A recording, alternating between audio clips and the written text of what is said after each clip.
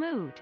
When you spend all month grinding for first on the biddy board and a random snake comes in with P2W tactics and takes your hard-earned place. Welcome everybody to the stream. How you guys doing? Today is Saturday, November 26th. Thank you, 2HK, coming in with a 100 biddies. Trying to get first on the biddy board. What is it? Oh, it's actually pretty close. Appreciate everybody hanging out today on stream. And 2HK getting us started on our cheer goal, which is in the top left-hand corner, where we got 100 of the goal of 999. You guys are doing fine in this kind of Thanksgiving weekend for people in the United States. So we got House Chicken in the chat. We also got Hill Zone. We got Yellow. Spacers here.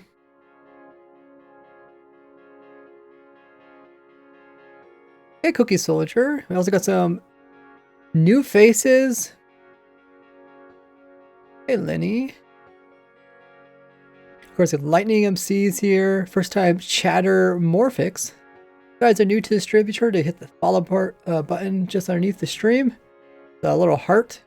I always, as a follower, you guys get access to emotes, special emotes actually. It's kind of something new that came out on Twitch. Raise Grid. We do Raise Grid on Sunday. Thanks for helping out there, House Chicken. Actually, that's a reminder.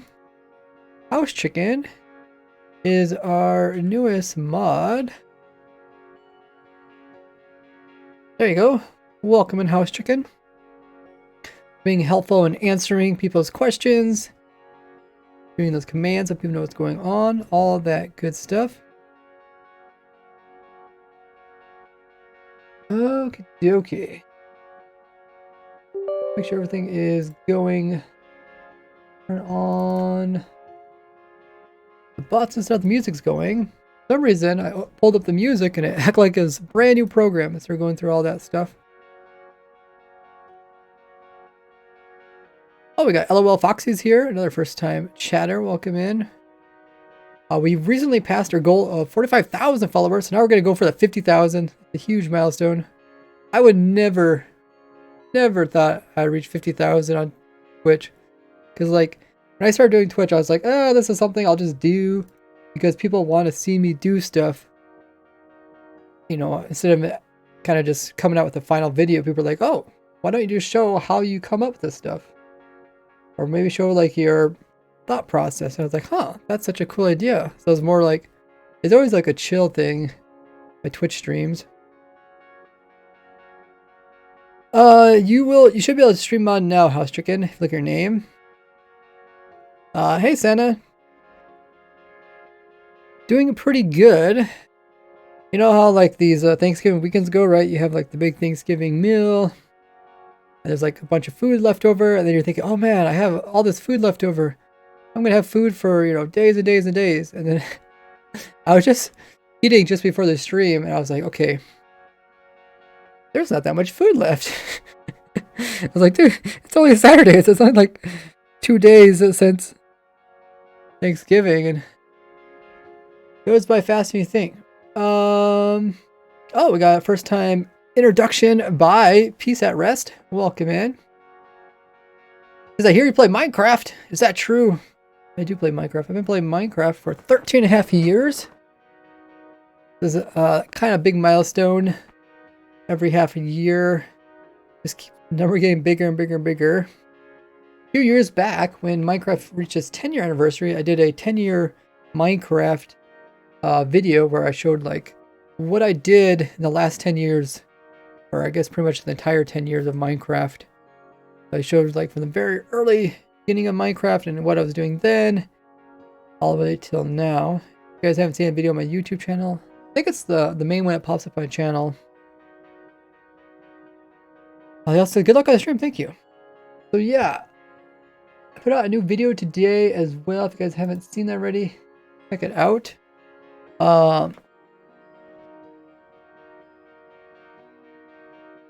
Go ahead and throw my socials in the chat for you while I get the stream going. take this opportunity to look at all my social links there in the chat. Join them all. Make sure you guys not only sub to my YouTube, but also have that bell notification turned on. Get access to other things like my community page.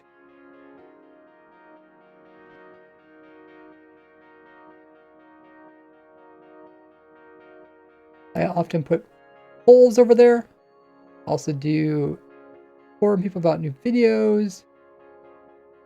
Also tell when stream goes live. All that stuff is on over there.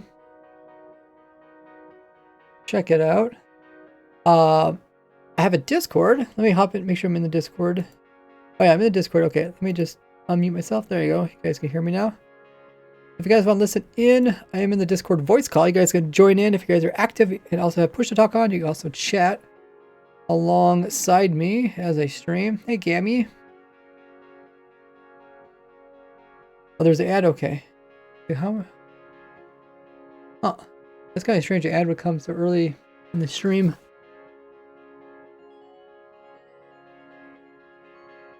But there's tons of other things on my Discord. So make sure you join that. We are trying to reach this goal of 7,000 members on my Discord. So if you haven't already clicked it, make sure to go ahead and do that.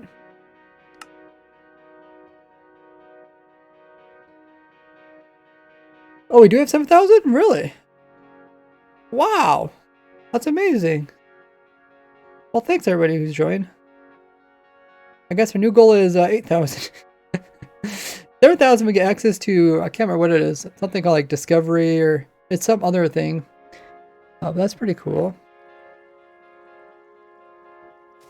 Pretty cool. I never thought we'd reach that thing. So we'll go for 8,000. Hey Felix. First time chatters. Like I said, if you guys are new to the stream, hit that follow button. What else we got? Also got Twitter. You guys don't have that and would like to get it. Good way to keep up to date. Follow me at RaiseWorks. I got myself Reddit too. THKs are working really hard, as well as other Reddit moderators, and making my Reddit page look nice. So hopefully I can use that more going forward. Might even find a way to like automatically post my videos to Reddit on my Reddit page.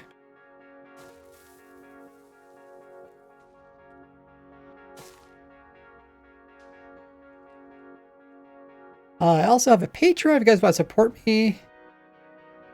It's a great way to do it. With it, also let you get access to a bunch of other things, including special perks, other things. You guys can check that all out over there. Of course, I got PayPal for donations.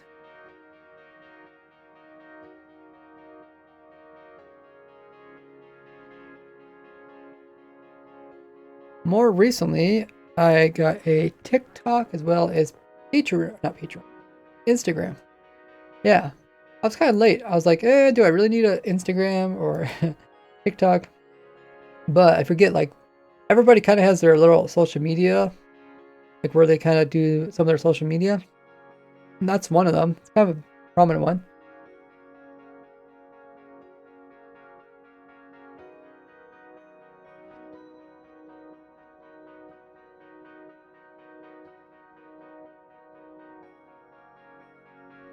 The last time we streamed was this Wednesday. Wednesday's stream was pretty chill.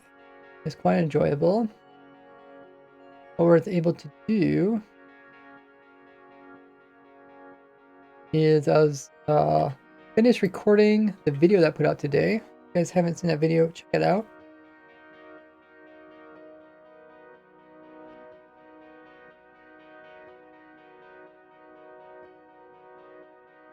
It was a weird trick to do with minecarts inside of chest boats, or I guess chest boats inside of minecarts. And it shows kind of some potential uses for it, but I'm sure more people will come up with other things it can be used for.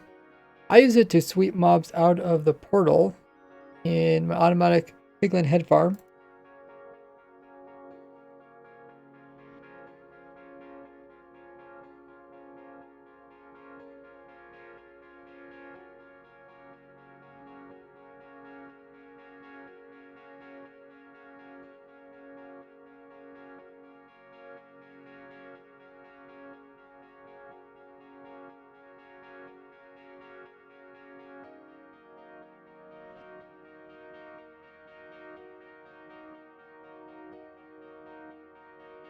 So far, there's been a lot of great suggestions and other things it could be used for. That's one thing I like about streaming is like when you're streaming, you run across different things. And like maybe at first glance, you're like, that's not too useful. Then like the more you play around with it, come up with more uses. It's actually kind of interesting.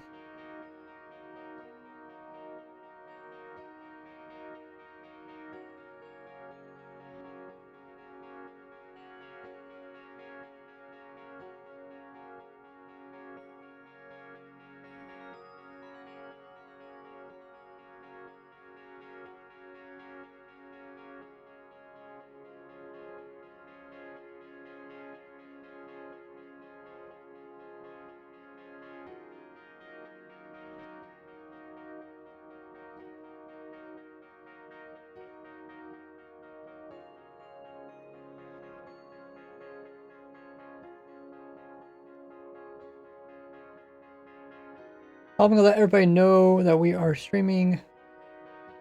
Also, on my community tab for YouTube, as well as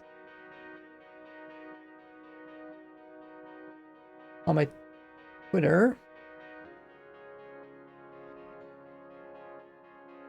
Ashika has reached a stack of hours. Congratulations. 64 hours of watching. Quite impressive. So I did finished recording, I guess mostly editing. So the video that we were working on Wednesday, I did finish editing that on Thursday. No. Why do I keep saying Wednesday? Friday. Our last stream was Friday. That was just yesterday. I'm getting all my days mixed up. What are we doing Wednesday? On Wednesday was a new snapshot. But we were working on the piglin farm. Right? We finished that on Wednesday. So we finished the piglin head farm on Wednesday.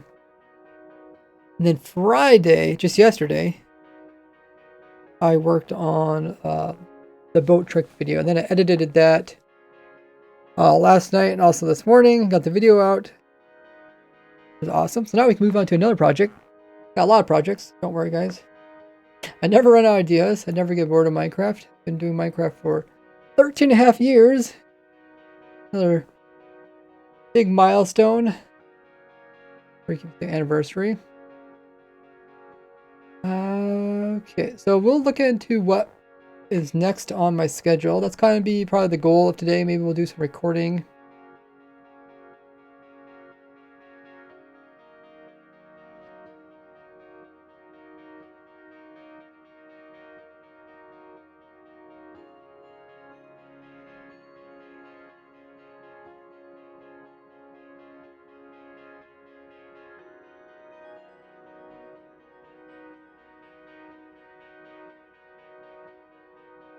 How's the music? Music too loud or too quiet? Let me know. Alright, so I sent those notifications off. Let people know about new video that's out as well.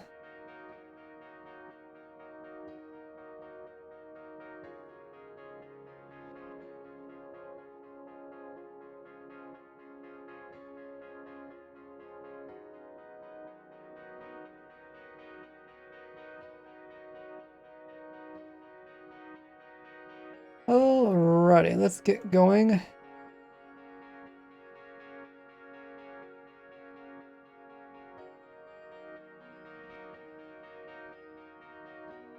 Turn that off there, as well as that. Dang. Took me 25 minutes to get started, but that's okay. Get time to chat with all you guys. Let people also join the chat. Probably using my foot controller today, so let's also turn that on.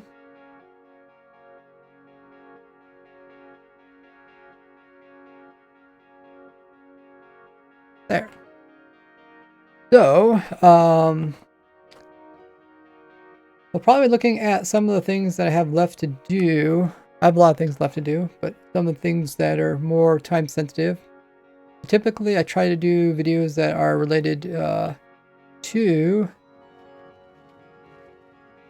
stuff that's going on more recently, like the new 1.20 stuff. Anything or any videos related to that, I'll try to get out before I work on other videos.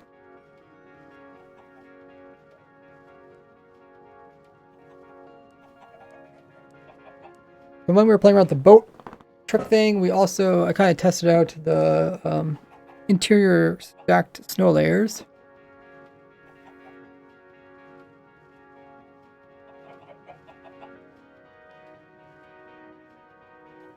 Let's do that before I forget. So this video is kind of done. Oh, I guess I need to do a world download for this. Let's do that.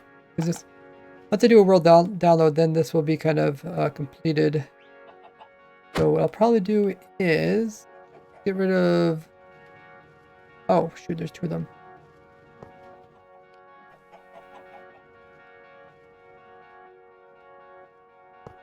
Okay. Let's fix this up, and then we'll give it a world download so people can use this if they want to. So I need to get this one working, so I'll probably place it like this. Yeah, those of you guys haven't already seen my video, make sure to check it out on YouTube.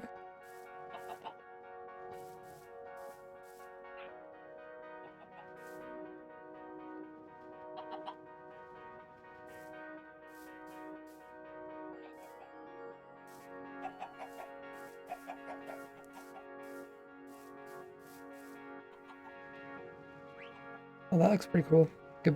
Almost misses it. Okay, so this will be the world download. I explained how this all works in the video that came out today. And hopefully get some other feedback from people and see what they all enjoy about it.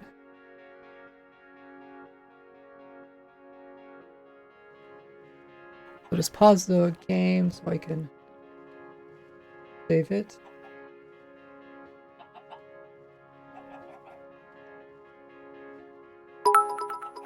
Actually, wait. The world doesn't have a proper name. Name it. Hey, Rick. Thanks so much for the 10 biddies. Say hello, Rays. This is your daily dose of bits. Bits adding up indeed. How's Rick doing? Let's name this so people. Because when I give them world downloads, people are like, what does that mean? So we'll call it cart loop Rick. That, and then I'll refresh it on my save folder and also rename it there. Cart loop Rick. If they let me rename it, they did. Okay. Now it has a new name here as well as up here. And then I will get that up onto the internet.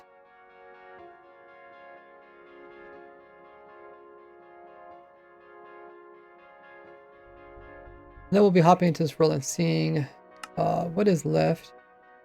I did not know the Piglin Head Farm I'd be able to complete it so quickly. I was kind of surprised by that.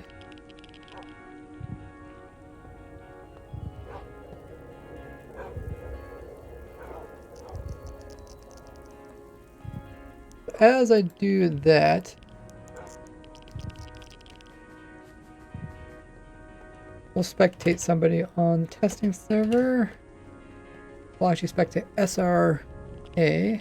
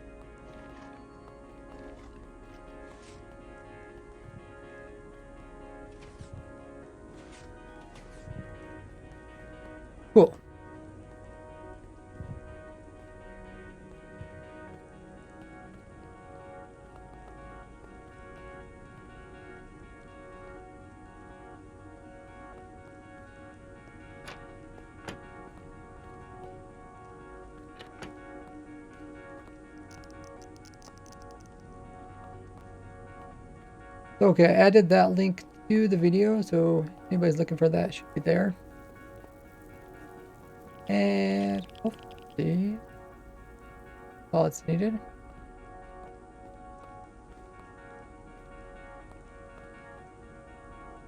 What was that thing? Oh yeah, the block thing. We'll do the block thing next. So I have a world with all the different blocks. Got 2 worlds. That's an old one. I think that one's also old. Newest one. Essentially, in this world, I have all the different mobs sorted by their size, their width, as well as their height. And I also have all the different blocks sorted by height, as well as width.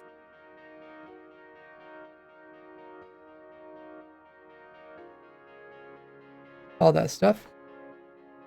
And then what I was trying to do is try and get the new... I was trying to get the new stuff into this world.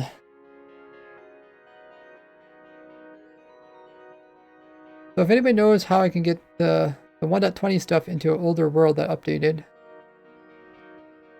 let me know. Maybe because I'm in the 1.19.3 releases, it doesn't work. Maybe I have to wait until the next snapshot. We'll have to see. But there was something I wanted to add to this world. We can also clean up all this other stuff here. This was for that video about the camel ladder. And let's also get my foot controller working.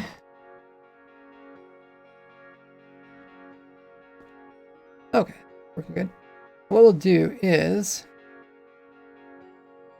we'll move this camel ladder back here. So this is a player ladder, and then behind the player ladder we'll put the horse ladder, and then behind that we'll put the camel ladder. We'll do that.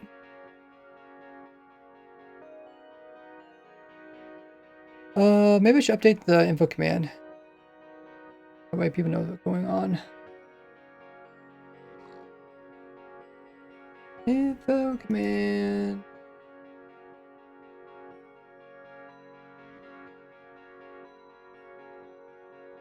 I'll probably be doing a little bit of this and that today.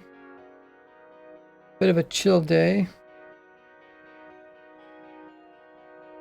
Okay, yeah, so last time we were playing the snapshot. We're still playing the snapshot. And then,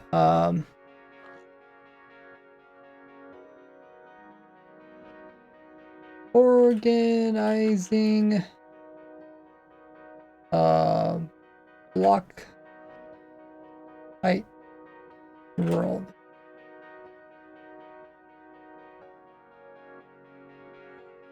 Cool.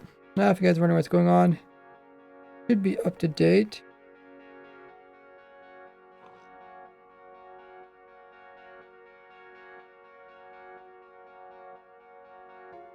So I guess could we?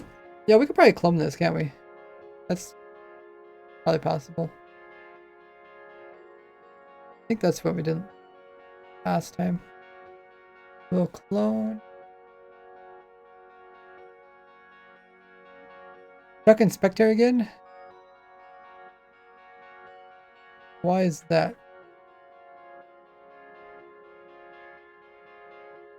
I think the bot is up. Says successful. You spell your name wrong or something?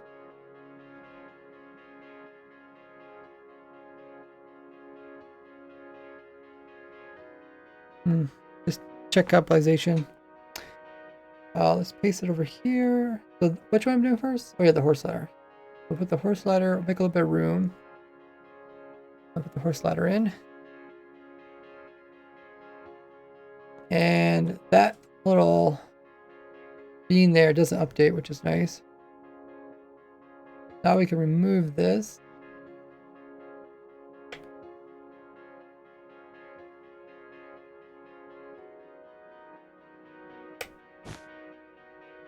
Now let's move over the camel ladder. I guess we could put it backwards. Put it back to back. Let's clone this.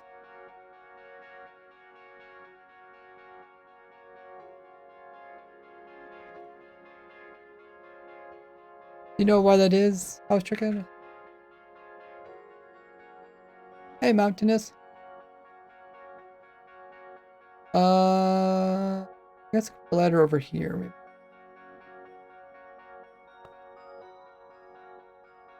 Six?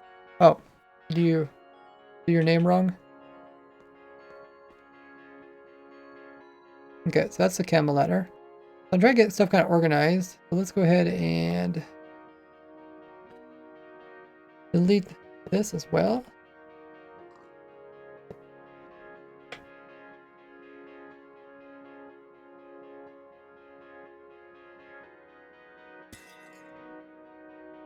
And this is some other tests. Can't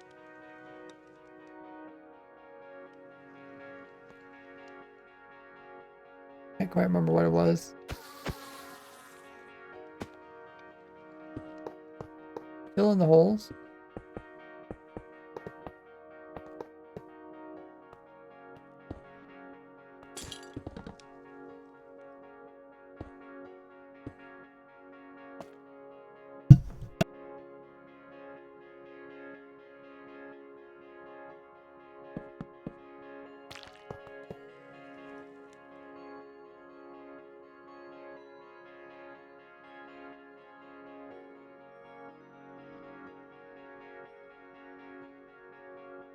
Alrighty, nice and clean here. Oh wait, what is this?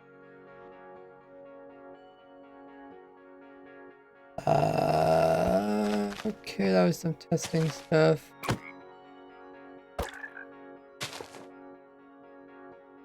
Cool. That looks all good. Welcome in B-Jab.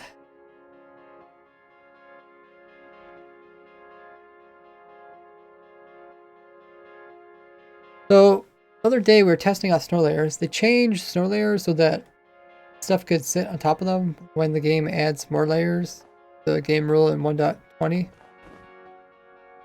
But this also made it so that there's interior layers to snow, which you cannot see. I don't know where they're all at, but I'm guessing it's be, well, it's gonna literally be for every layer. Where should I put this? Maybe we should get rid of the horse. Pretty much each collision that the snow layer has can also occur in the full block. That's like that's 8 layers, but it's not actually a full block. Horse, what's that? I think we get rid of this horse, or should we just put it? Maybe we should just put it over here. Horse ladders here, horse here.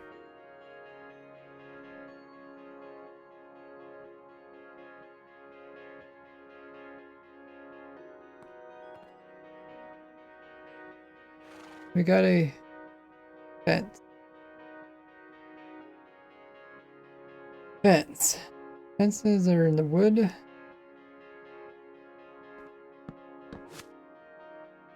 Okay. I don't know if I'll put that on the snow layers because there's really nowhere to really put it. I guess we could do just a reminder. I could put it over here. Kind of reminds me that even though it looks like a full block, there's still interior hitboxes. Sweet. That looks nice. Did I add the warden?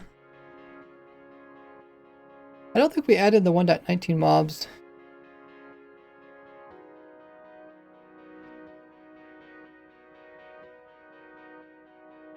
Oh wait, we had the frog there. But where was the frog gonna go? Oh no, the frog's there. Where's the warden though? Oh, the warden is there. Warden's right there.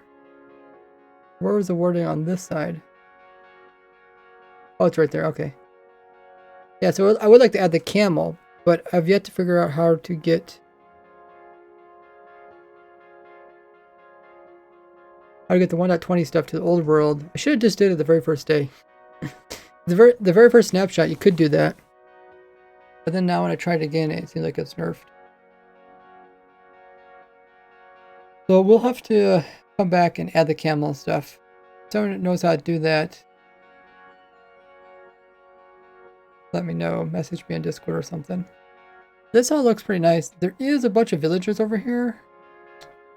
That's why the world's laggy, so maybe I should just remove these villagers.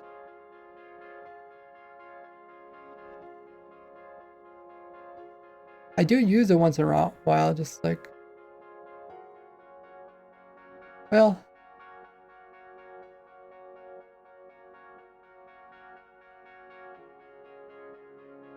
Do I really use them?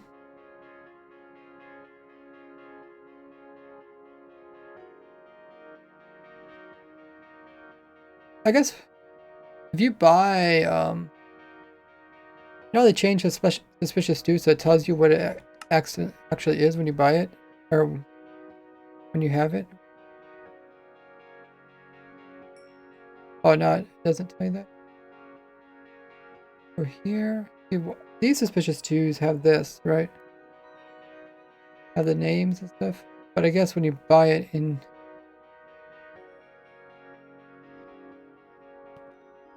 like in a normal game, you wouldn't have access.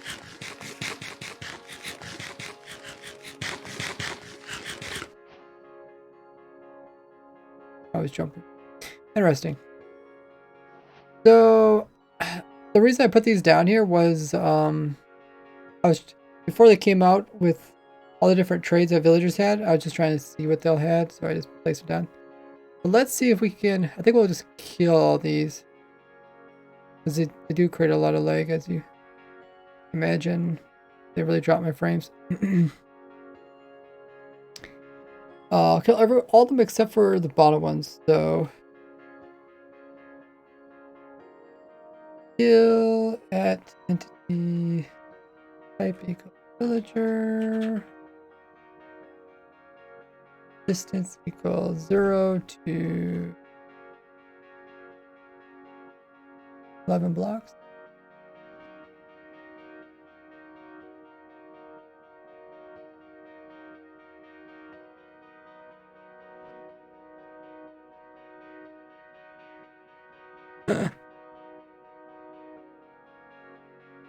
That looks so cool.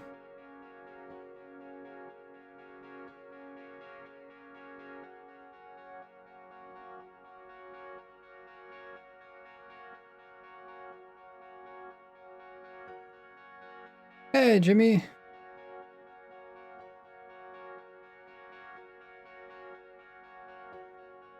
Okay.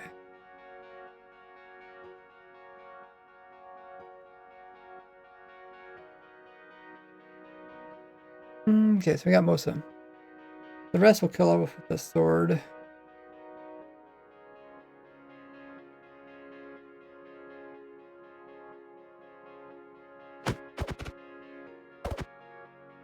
It's actually kind of fun. Make them like that grid pattern. I did that actually using the function command. I think that was the first time I used the function command. I think so. Where it runs a whole bunch of different commands, and then I made it like paste in villager. I think I used a spreadsheet, and then like I changed out the tags or something. That's how I did this one too. But anyways, like each of these is a different, what do you call it? Like master, expert, not profession, but maybe tier, different tiers. But I'll leave these in here. If you like, oh, I also put the hero of the village. So when you do hero village with them, you can also see what you get. It's kind of a nice spot to test stuff. But there's most of the information on the Wikipedia now. Sometimes I'm trying to get a very specific villager. I can come over there and grab it. That should help with the lag now. It's good. So I think we were complete with this world. Let me add it to the document. I have a document. All log.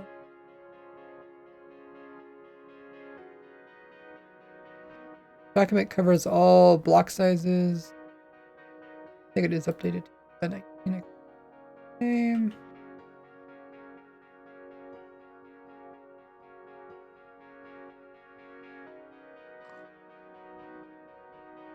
And then if I come to block sizes,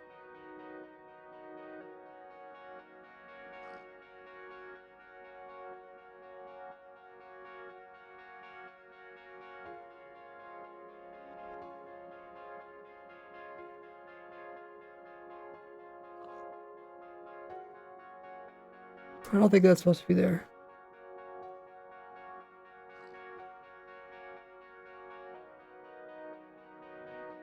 So if you're wondering like how many pixels each block is, here's the pixel count.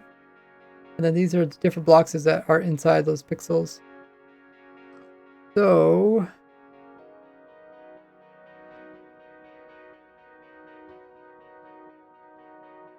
I think there's one that's called, yeah, Soul Sand Inside. So Soul Sand Inside has a bunch of layers. And now snow layers are also the same thing. We're going to go to the very first snow layer, 2 snow layers. And we're also going to write, is this row right here?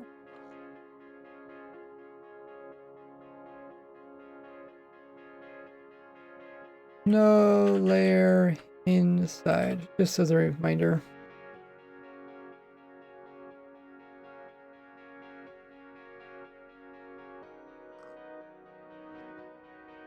(11/16).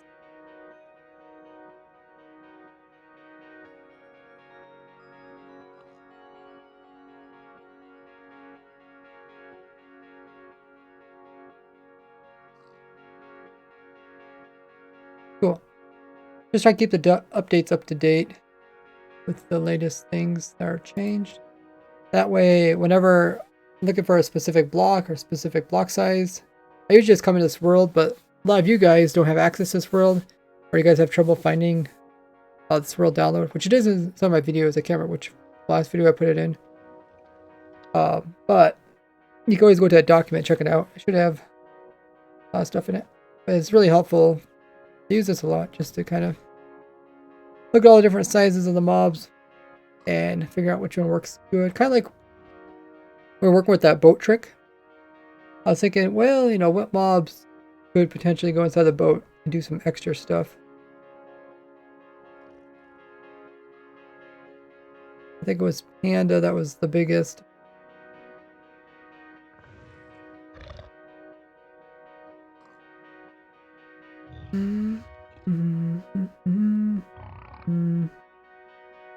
Aren't these two separate? I thought we just did that last time. We separated the panda from the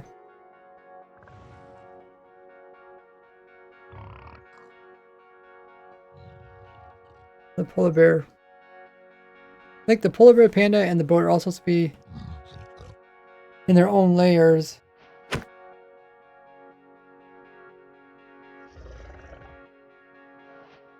But I have to make some more room here.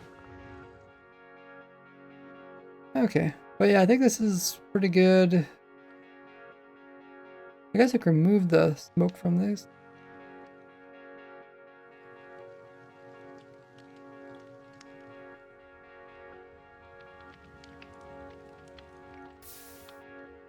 And over here.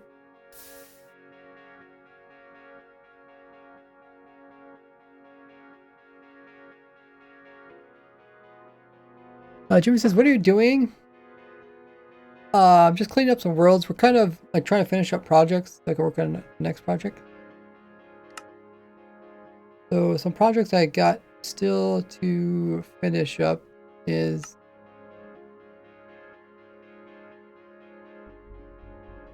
in this world here. So this is my, oh, this isn't the right world.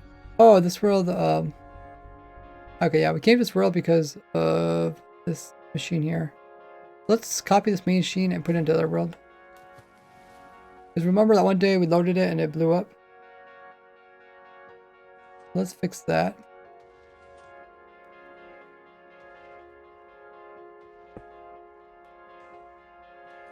Turn it off.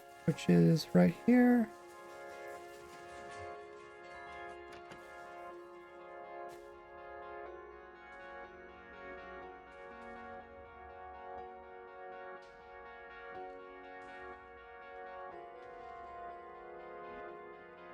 Does that work?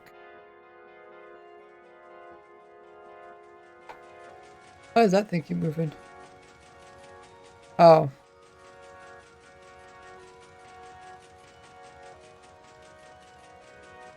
Huh. Okay.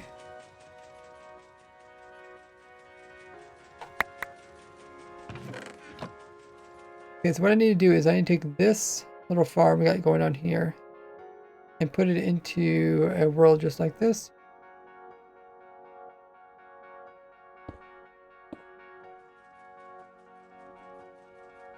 We'll put it on the red line against that, and that should be perfect.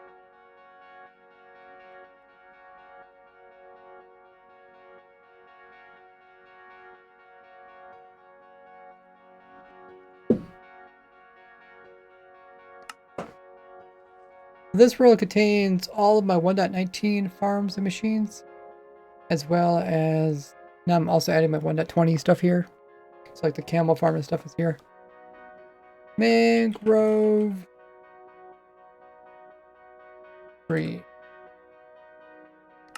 Save this.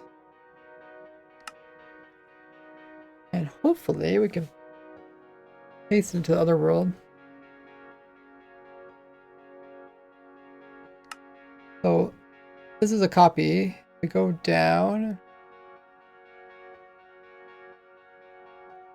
This world here. Oh. Controller wants a type. But this world down here. Essentially the same world.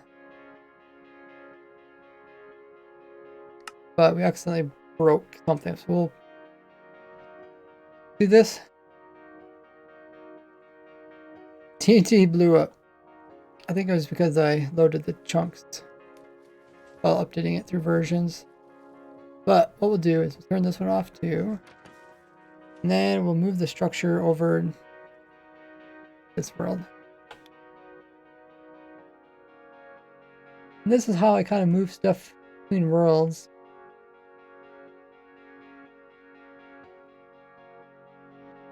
I use structure blocks, just the easiest way to do it. Save it. I find it. It's called mangrove.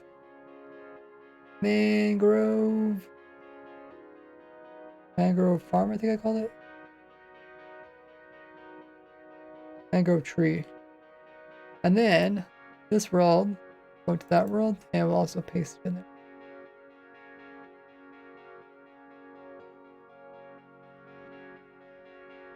Cool. So if I place down structure block. Hey, Nicholas. Infinite bone mill farm. Does it work 1.19? Yeah. The title should be updated. If you look at the title, it should say. I think I updated the title to say 1.19.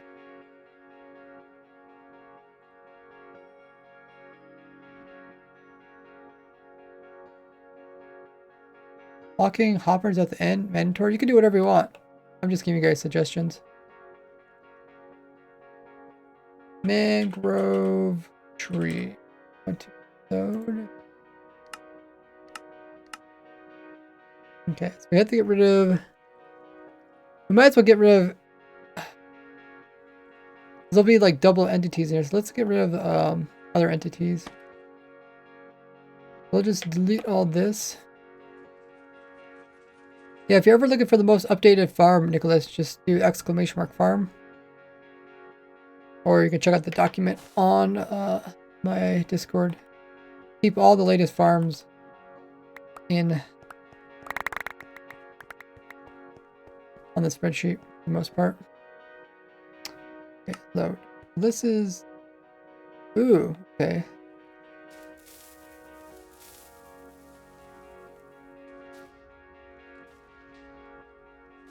A little scary. loading it made all the observers activate.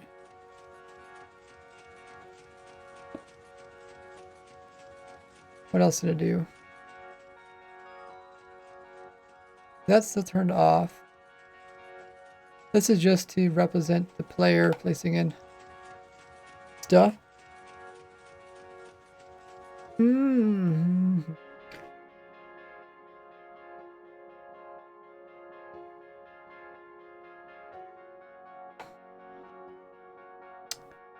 Yeah, I think you're talking about the moss farm. Look at the moss farm. I don't know if I ever provided the new world download for that or not.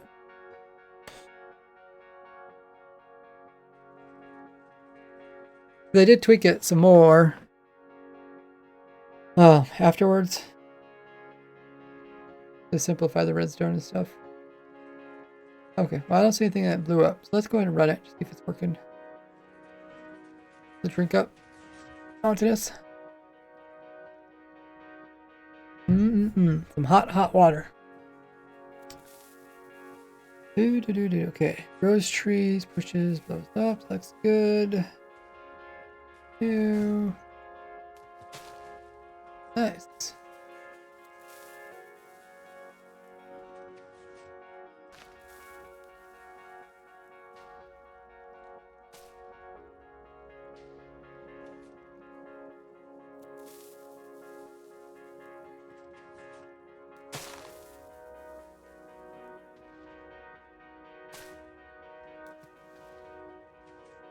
Looks like it's working. Now we have that structure block there. I think I'll leave it there just in case. Run into some oddity. But what I try to do is I try to leave this farm running just to kind of prove that it doesn't blow up. I think it only blew up because I switched versions and then loaded it. But yeah. I don't think it's unloaded. I don't think it's spawn chunks. It was. Unless that was a bug. Maybe that was a bug when like updating versions, it like re-updated everything or something weird. Possible.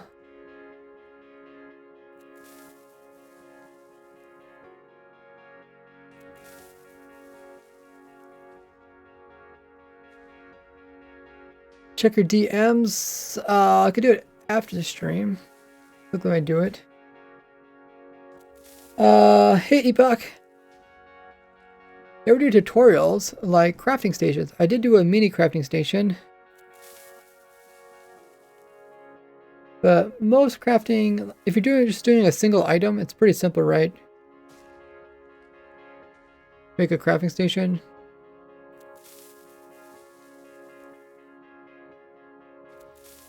That's why I probably don't really do tutorials on that because it's relatively simple, and then everybody's crafting setup is gonna be a little bit different, right? Like, are you crafting gold? Are you trying to craft down wood? You're gonna design your crafting system based off of your your location. What's going on there?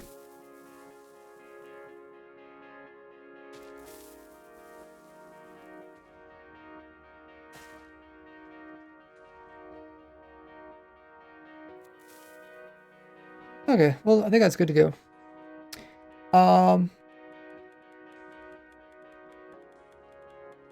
At one time, I thought I was gonna do. I guess I still could do it. Maybe I'll do like a shorts video tutorial on this. I'm trying to do like shorts videos, kind of like bring light to some of my older builds. Like they're still working, right? People kind of just forget that they're still working. One time I thought about doing a tutorial on that, and then also doing a tutorial on this. Also thought about doing like showing how to add the TNT dupers to that rather than actual TNT. Those were on my list, but for the majority I was able to do a lot of different tutorials, and now I'm more focused on like 1.20, where we designed the camel farm, also the book sorter, updated my LA sorter. Actually, did I do a video on this? I don't think so. We recorded this, but I don't think I ever did a video on it. So maybe that'll be the next video. I just did an updated version of of my lib reader since they changed it 1.20.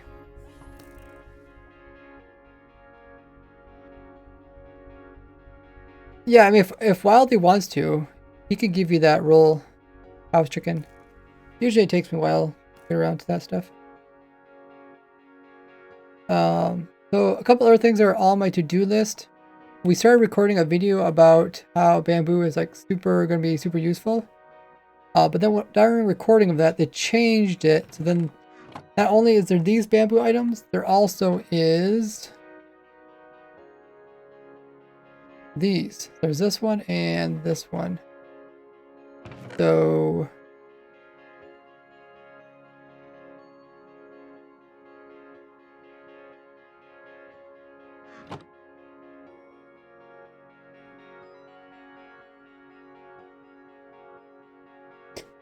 I'll probably just re-record that little bit in the video. But then in that same video, I did a tutorial for this farm up here. Actually did a block by block tutorial for bamboo farm.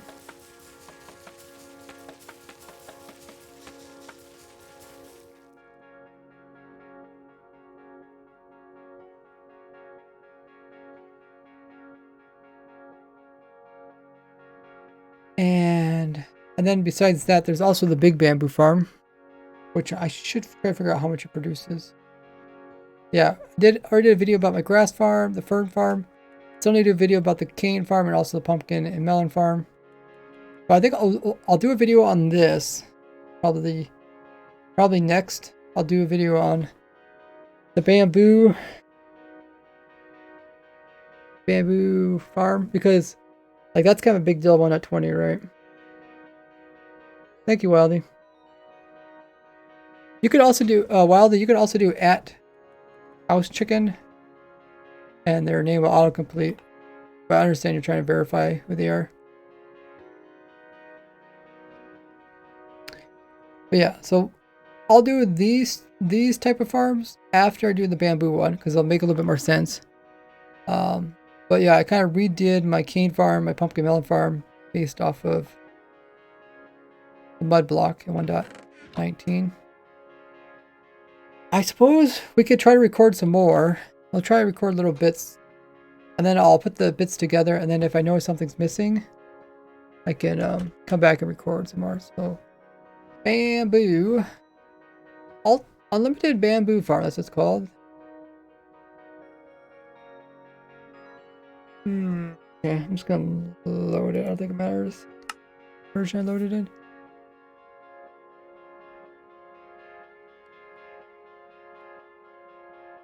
But yeah, we looked at these. This is fine.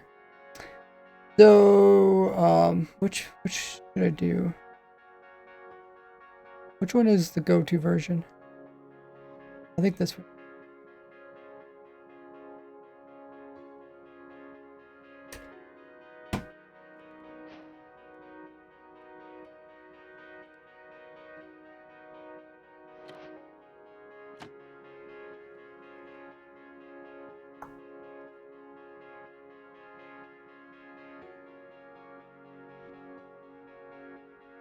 I guess I just kind of have to talk about this farm from the ground up.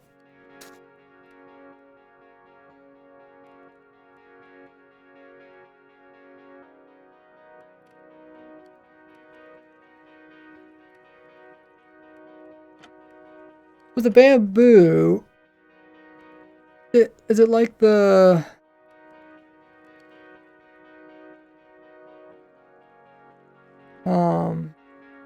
does it always grow to the same height, or does it at different random heights?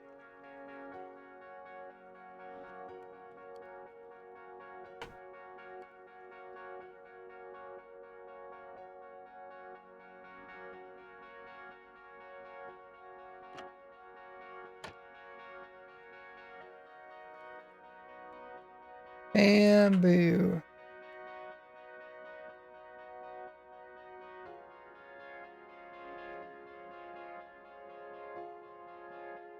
Bamboo.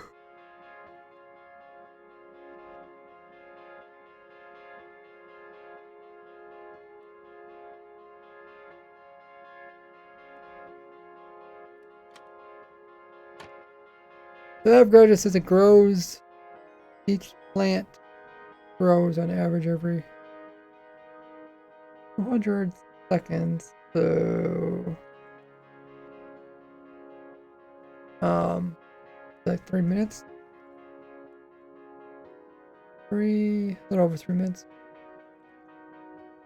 We're up to 12 to 16 blocks tall. Okay.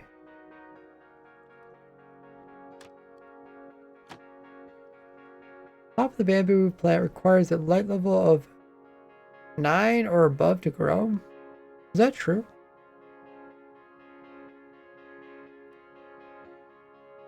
That don't make any sense. Does that mean it wouldn't grow at night? Time set midnight. I don't know. It's growing to me.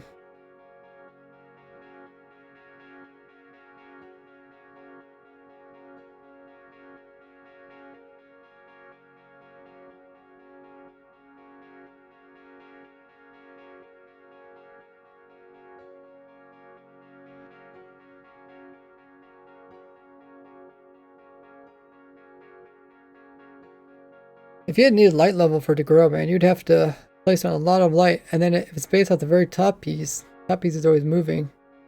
You'd have to have rows of light. But yeah, I'm pretty sure that's not the case. But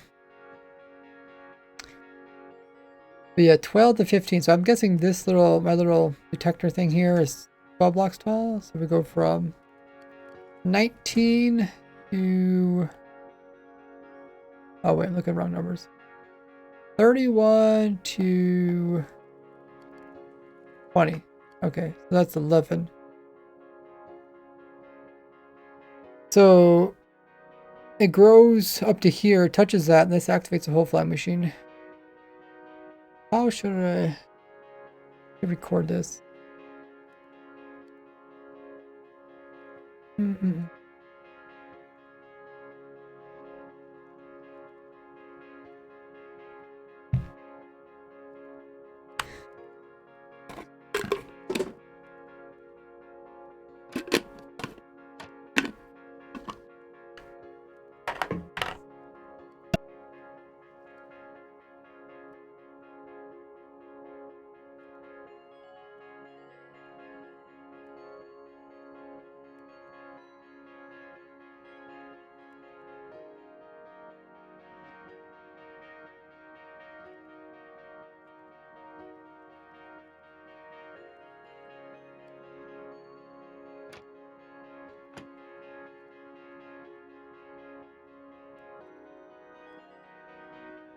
Okay, so I loaded up the recorder.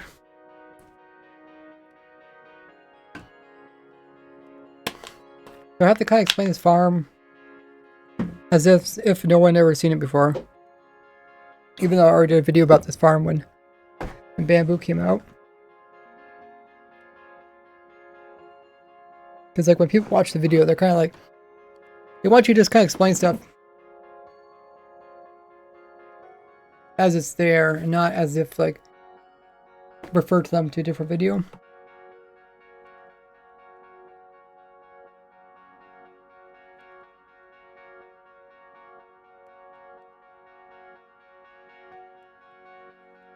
Audio looks good. Let's check audio here.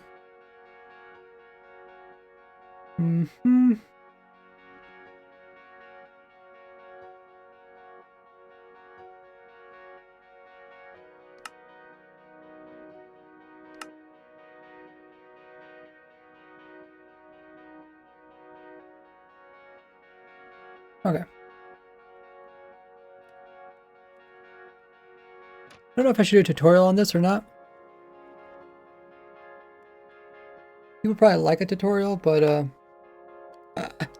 I kind of forgot that I did that.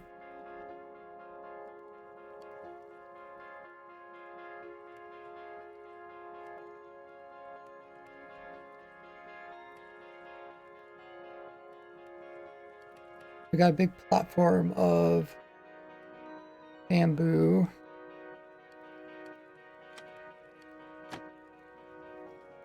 It's all on top of dirt. Underneath the dirt is all the rails. They have to be all power rails. We got this little side wings. We have the water.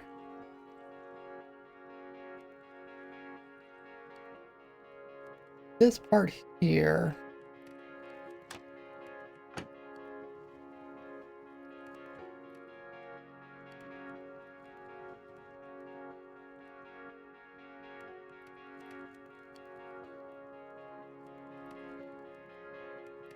Kind of optional.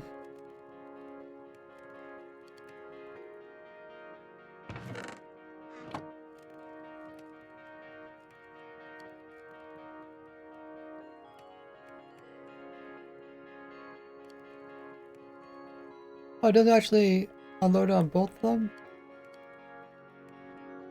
Hmm. Let me just turn this on.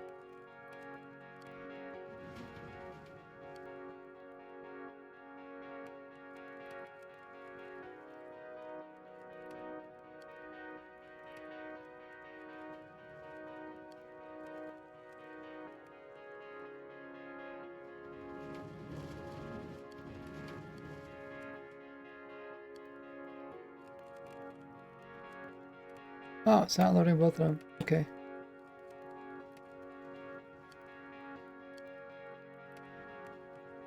But I can tell.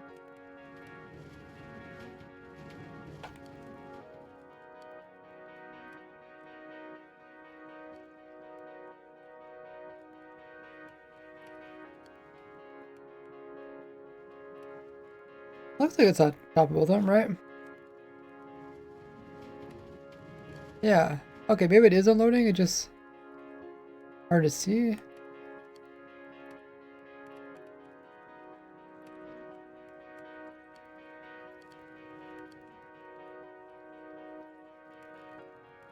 Like this one. Definitely looks like it's on top of two of them. Oh, there it is. Okay. Okay, so it is working. That's good. Go on, double check. Hey,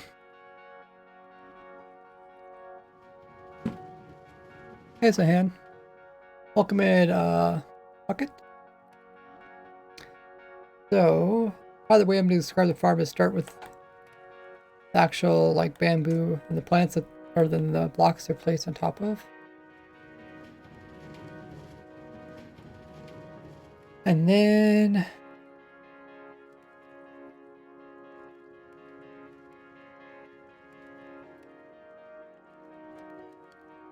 probably flying machine, because that's next. Flying machine breaks it. I think you could use honey.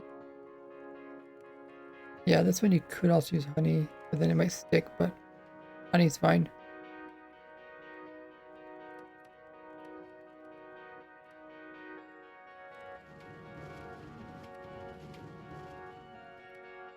And then from there, we talk about how the plants break and fall off to the sides, and they get kind of collected, pushed back in by the water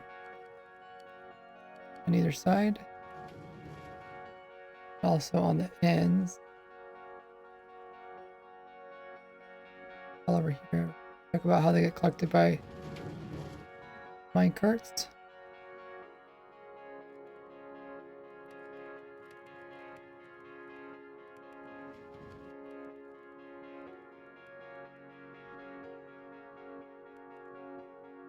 I wonder how this works again. Touches that, comes down here, updates the fly machine. Oh, and then the fly machine comes back, updates that. Then that sends all the minecarts through. The override switch, and then the minecarts come up, unload their stuff. Goes, and then you can put a furnace underneath of it. That's amounts of fuel. Then you connect this up with cactus farm or a cobble.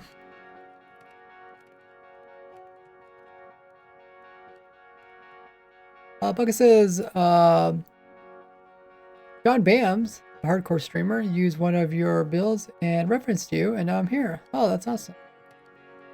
Yeah, I'm just making a video for the 1.20 bamboo, talking about how important bamboo is. It's gonna be kind of like the go-to block for a lot of things.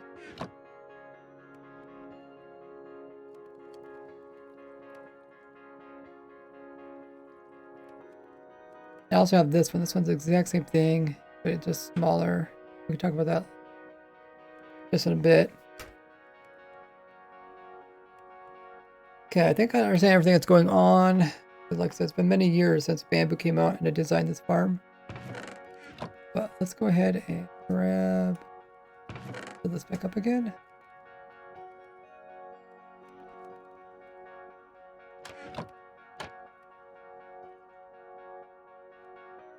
Audio looks good. I think I'm ready to record.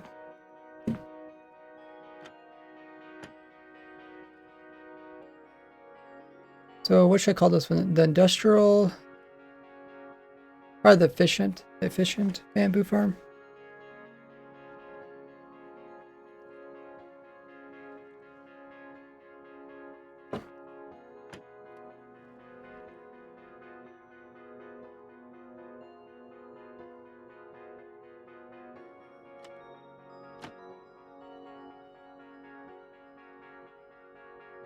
Okay, let's start recording. Get a drink.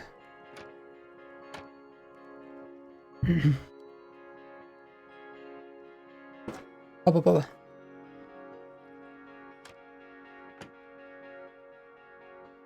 My efficient bamboo farm consists of a bunch of them that are all growing naturally across this large area of dirt.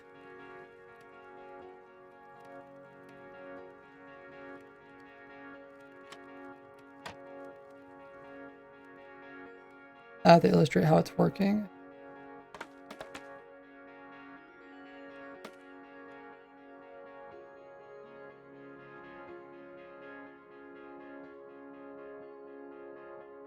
Well, the 16, okay.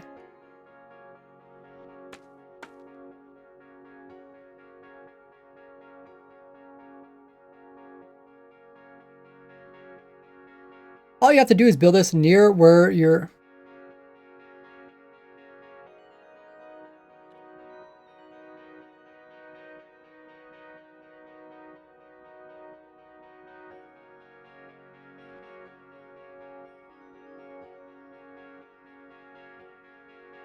Just build this near where there is players and it will automatically grow. The stalks can grow between 12 and 15 blocks, and when they get this tall, they're going to activate some redstone, which is going to come down here and activate this fly machine. That's going to automatically sweep across the entire thing, breaking them off so they drop as items. The items that kind of fall off to the side, we have just some simple water streams placed in, which will push them back towards the center. The fly machine itself is quite simple, can be made out of slime or out of honey blocks. And it just has two pistons with two observers. Once it reaches the opposite side, there's just a small mechanism which turns it around and sends it back. All the items will end up being collected within the area. And the next stage is when the machine actually reaches the very end.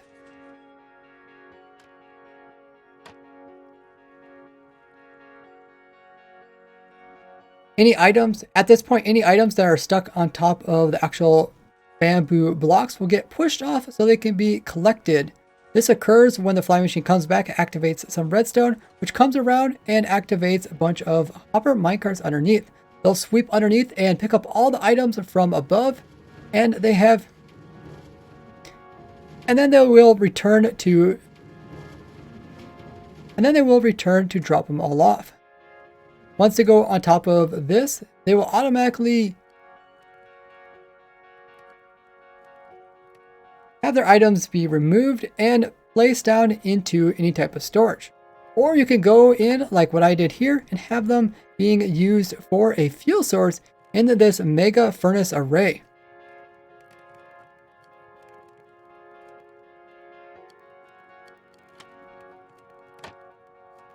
They go into the bottom slot and provide fuel, and then we can come in and place whatever items we want into this chest here, and it will automatically pick them up and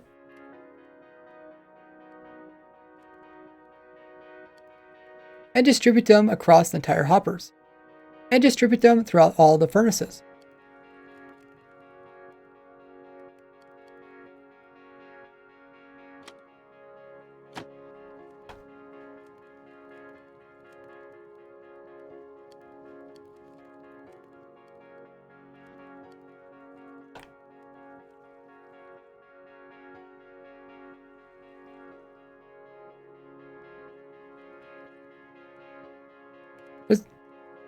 I also have a manual override for the furnace minecarts. In case there is extra bamboo they want to get picked up, you could just flick that switch, and then they will be constantly running. And then the hoppers will be constantly running back and forth.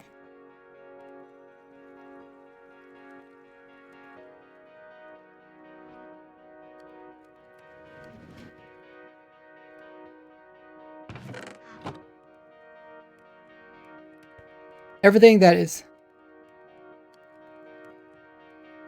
smelted up will automatically be taken out and stored in these chests down below.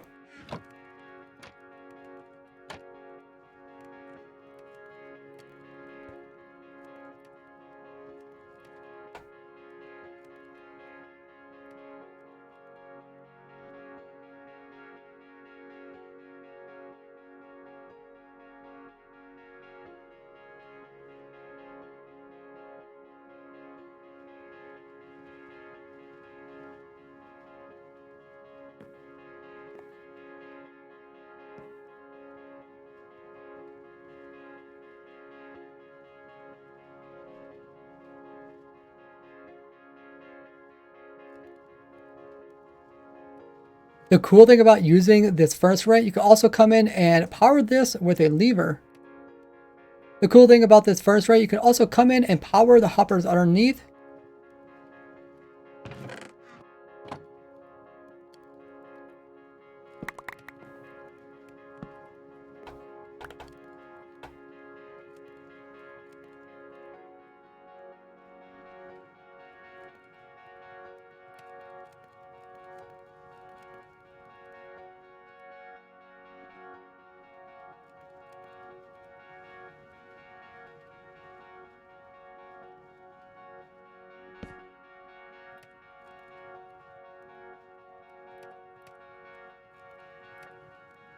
The cool thing about this furnace array, you can come in and power any of these hoppers underneath of the furnaces.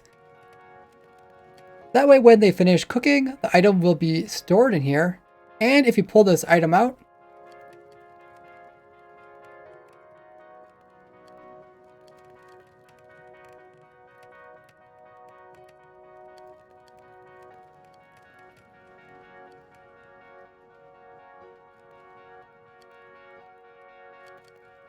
and if you happen to need some experience, I currently have 0, and you go ahead and pull this item out, you will get all the XPs from the items that were smelted through the entire system. So if you let this run in loaded chunks, it can store up tons of XPs inside the furnace, and then just coming by and pulling out the last items, you can get all of those XPs, easily getting you any amount of levels you ever need.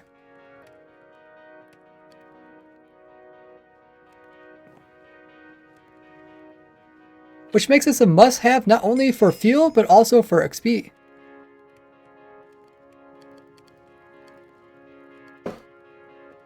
Okay, so that's a pretty good... I think I kind of covered everything.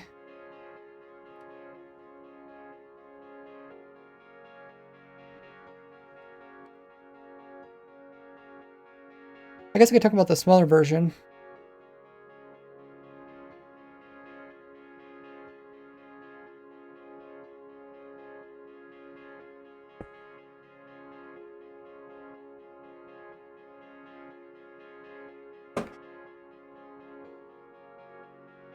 If you don't have too many slime or honey, I also have this smaller version which only uses 2 of them. And we have walls to keep items from falling out. It works the same way. As soon as they grow so tall, it will go through and try to collect them all. You can always add the walls taller if you find too many items are falling out, or you can add in the little water pieces, pull the items back in. Other than that, everything works exactly the same.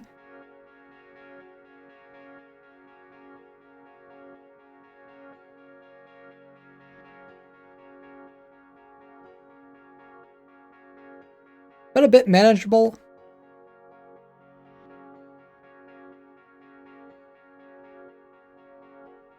But great for smaller bases.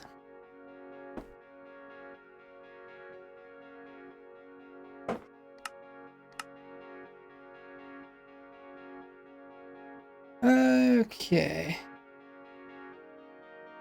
I think that's all pretty good. When I edit this and look at the footage, there's probably something I'll be like, okay, I could do better than that or that. And maybe I'll come back and re-record some parts. But yeah, all this seems to be working the same. I haven't had to changing this. I think... Oh, okay. I remember this. This is like a safety thing. It only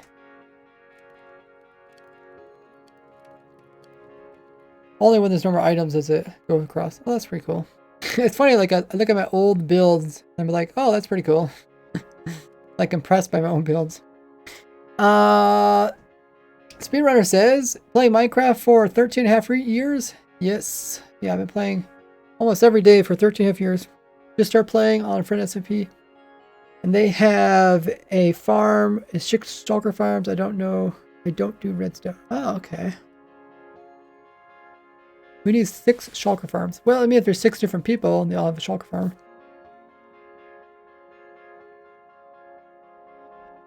But if you just build my simple one, it will actually produce enough for 6 people on a server that runs 24/7 on chunks. Speedrunner says, why are you in creative? Stop cheating. That's how I design all my farms. I design them for survival, but I don't design them in survival.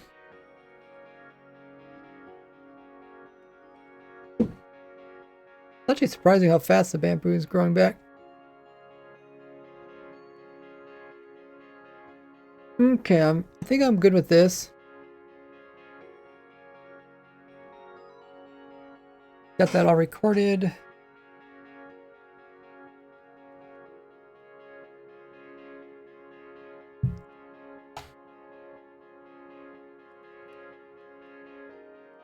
I don't know what else I need to record.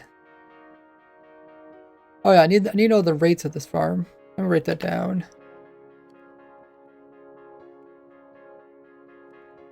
Rate.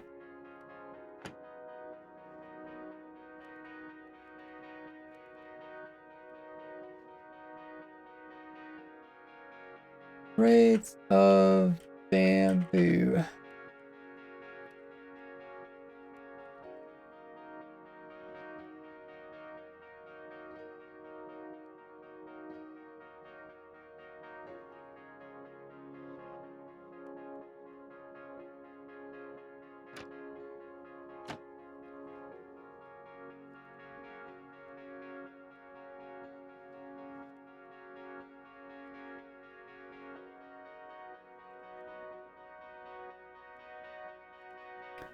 I need to get the rates because people are wondering about that.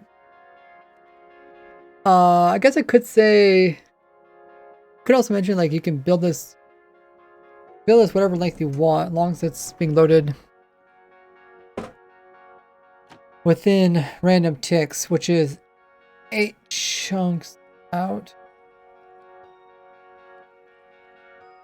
Right, random tick area is. I mean, it's based on simulation distance. But I think it's 8 because it was 16, so I think it is like 8.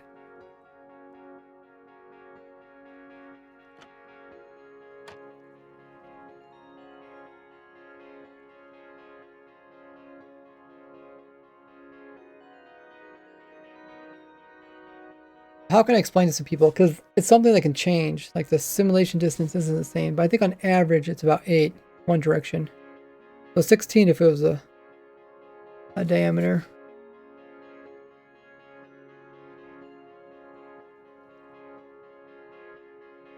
Chili says, playing on controller, I had no clue all along. Really?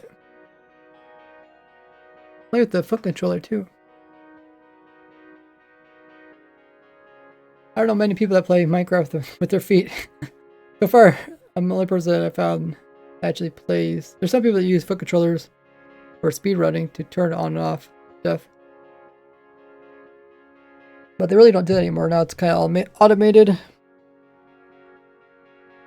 Okay, so let me mention that part. And you can make this farm as long as you want. I wouldn't recommend going over 8 chunks in one direction.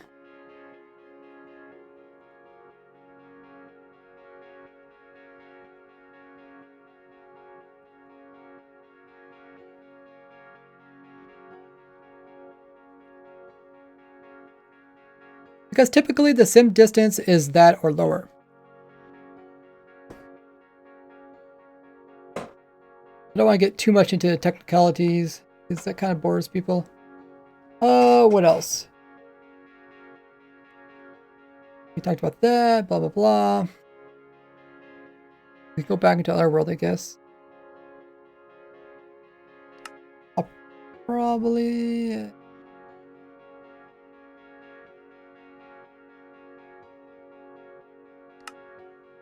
Because if I get the people world download, they might... Well, I guess they could just open the world download in like 1.19 or whatever. I don't know. How does that work? Do you guys ever have trouble like when you give it a world download? Do you ever like see what version it's made in? And you're like, oh, I can't open that or something because it's a different version. I've never heard anyone ever complain about that. Like sometimes I get world downloads that are in snapshots and people just seem to they just update them to the newest version and that's how it is.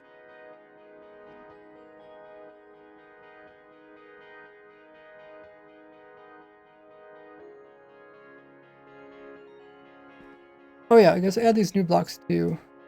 Get this one.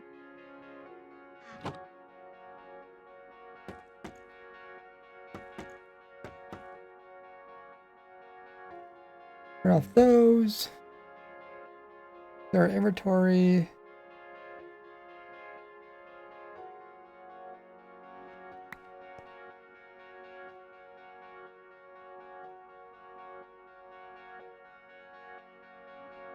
Maybe I'll record a bit of this. Save this footage for other piece. There's all the different bamboo stuff, all the wood variations, things you can do with sticks, things you can do with different types of woods, other things you can build, and more stuff.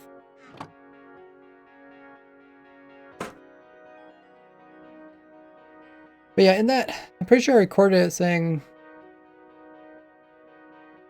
I guess I can record this part again. No, I don't want that. I want that.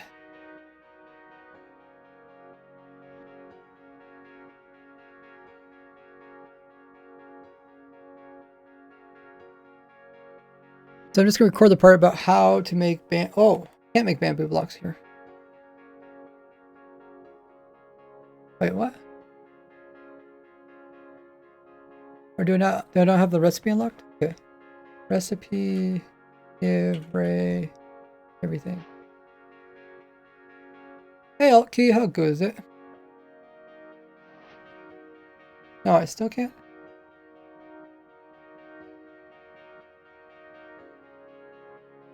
Oh.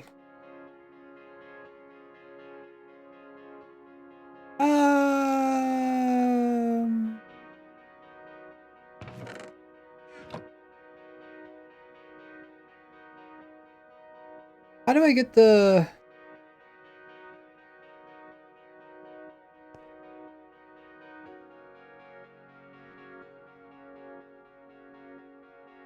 I thought like the data packs are in again. Data pack.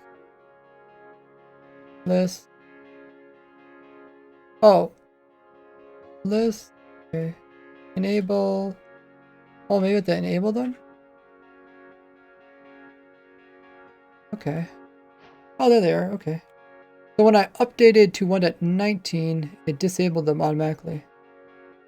That's what happened. Doing pretty good, Altkey. I'm excited to see how people respond to my video that I put out this morning about the the weird minecarts that can make loops by themselves. First minecarts. Okay. Go to survival. I'll record this. So by combining 9 bamboo in a crafting recipe, you get a block of bamboo. Then this block of bamboo can be crafted down into 2 bamboo planks.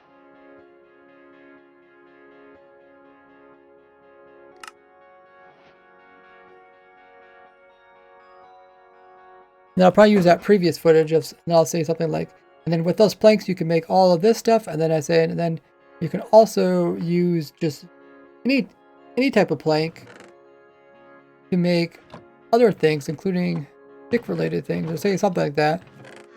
Because I'm not exactly sure what I'll say. I don't really plan out that kind of thing ahead of time.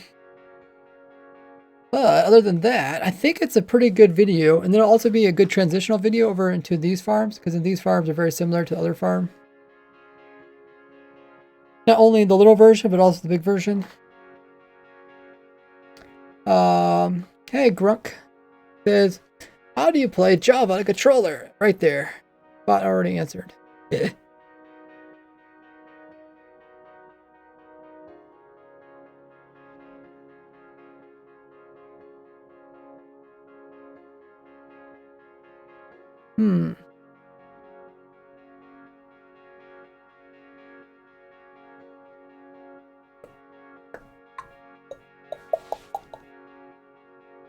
Yeah, would like to record more, but I don't know what to really record for that video. I could start recording these videos.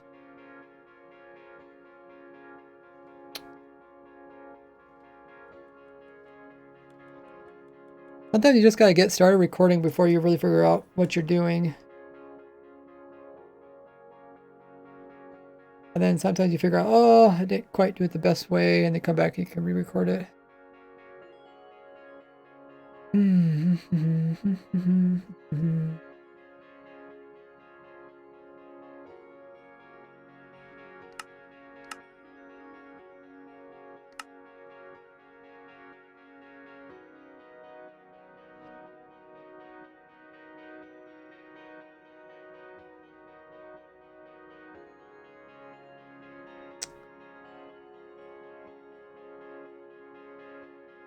I guess besides this, maybe I should just record this. I always feel like just pushing it off, like, I did a lot of recording today.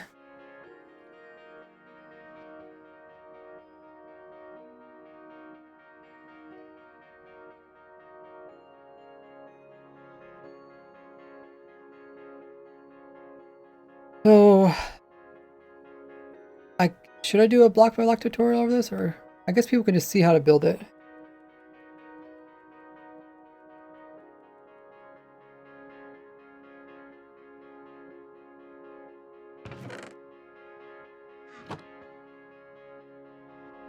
May grab these blocks.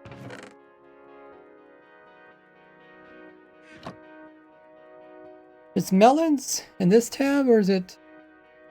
Oh, it's probably in the block tab. No, it's down here too. Oh, it's just in the natural blocks tab.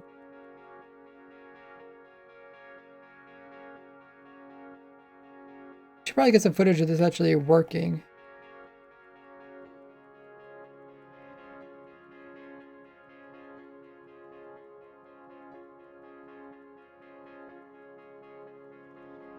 Because if I manually place this in there, it's not going to actually turn.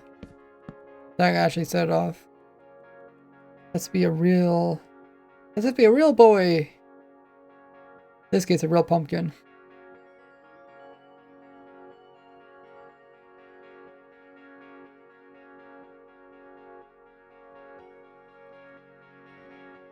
Oh, there's a poll. Have you guys watched Ray's latest video? You guys can take part in it? I like the last one. Wait, Ray uploaded?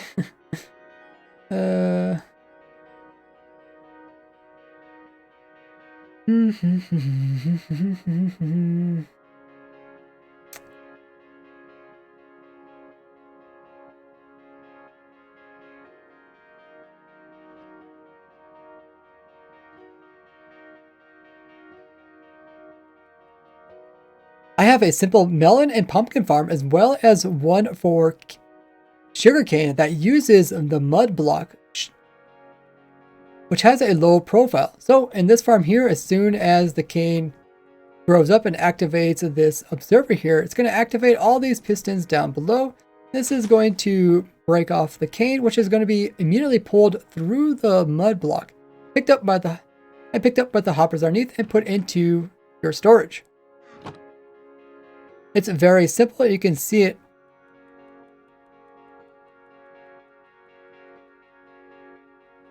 It's a cheap and simple design for your early game world. And for the melon pumpkin one,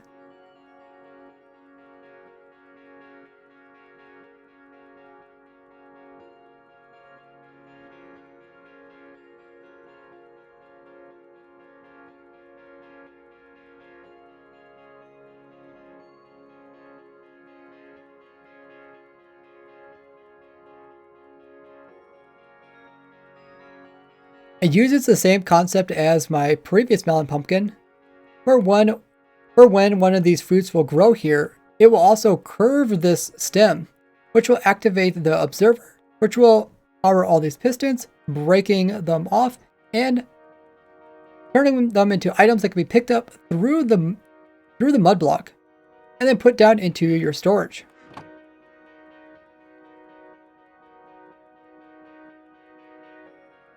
Okay, so now let's turn up the random tick and see if we can watch this happen. Probably should watch it from this angle here. Is this angle better? Yeah, oh, this angle is better, yes. Oh yeah, perfect. Game rule, random, tick speed, 33.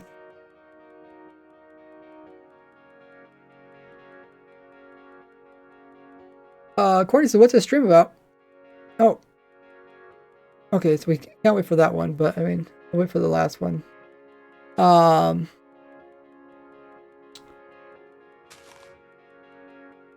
stream is about me designing farms, pretty much anything that makes it onto my YouTube channel. This is where it starts in my streams. Keep this clip for video. Okay, so I recorded that bit, so then I'll add that bit into the other bit. Oh, maybe I can get another recording of it.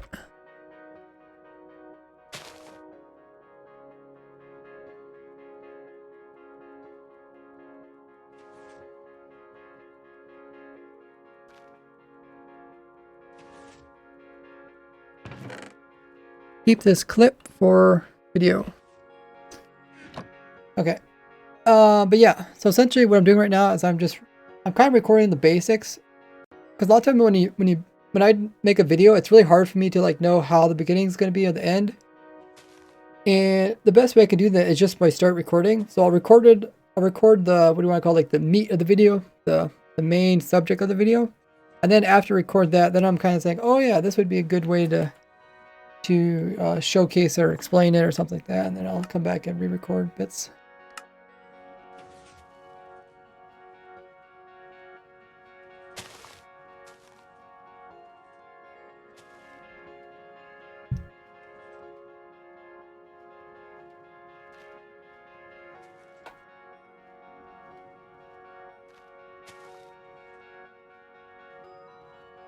How did that get in there?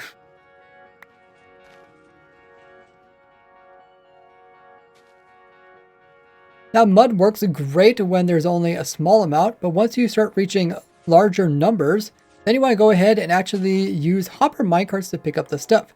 You can see it works pretty much the same way, where we detect the last melon or pumpkin growing, and then we break them all off. But instead, we let the items just end up on the ground here, and then they get picked up by the hopper minecart and placed into the chest over here. We also need a water source to keep the farmland nice and moist, so they grow faster. For the sugarcane, it works a similar way, where we have it set up so the redstone will activate all of them once this one on the end here grows, and then we just have a hopper minecart picking up everything and placing it over here into this chest. And we got water to keep all these from popping off.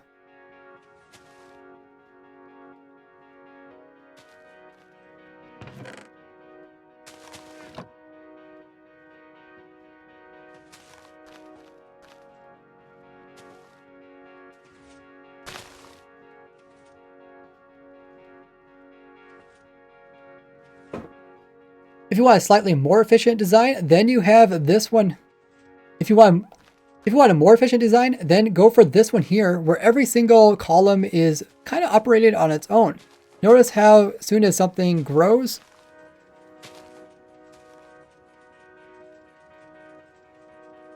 it will automatically detect it and break it off.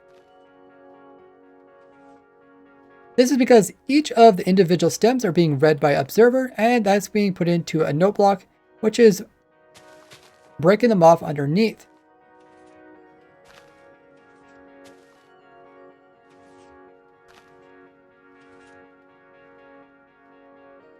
This setup here is using quasi-connectivity, but you could also do this in Bedrock Edition by placing down some extra redstone dust.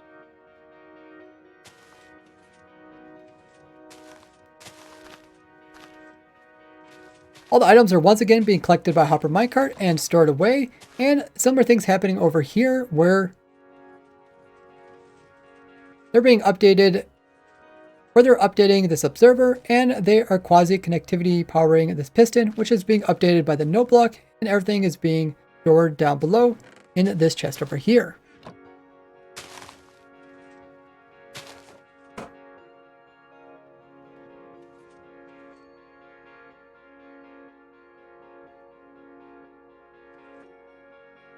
What the heck?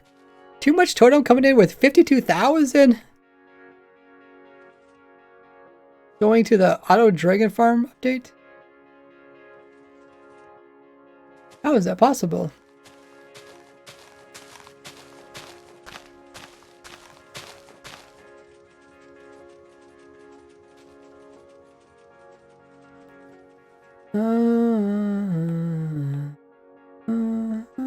I should probably turn off the random ticks a bit high.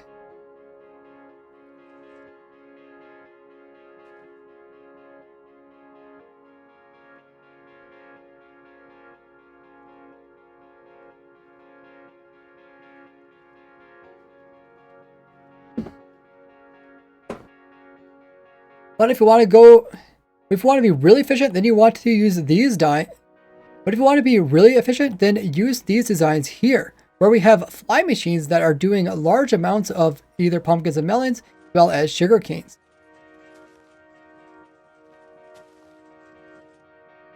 Okay, let's catch up. There's so many pumpkins and stuff piling up.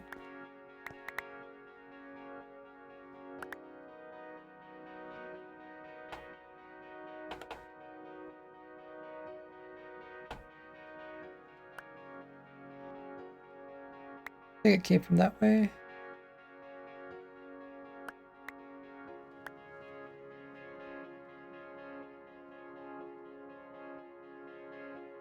And this one goes this way. Not too sure. Maybe it goes that way.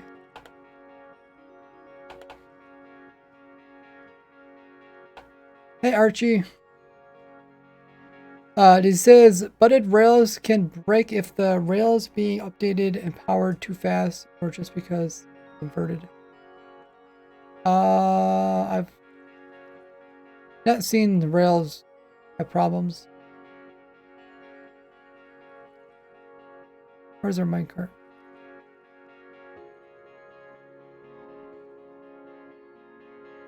Down here.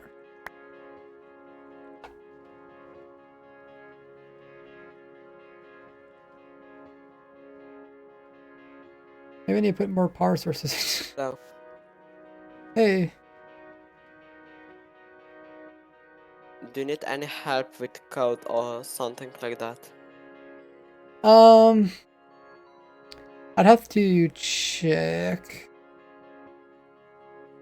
A couple of questions. Sometimes I ask people questions and they just never really get back.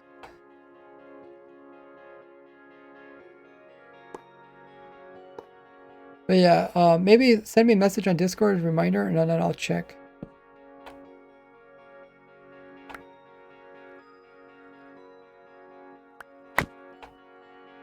Yeah, I also need to get the rates of this farm.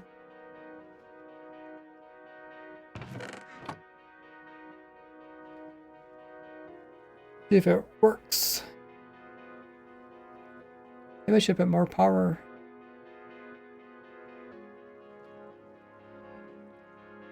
Another power in here.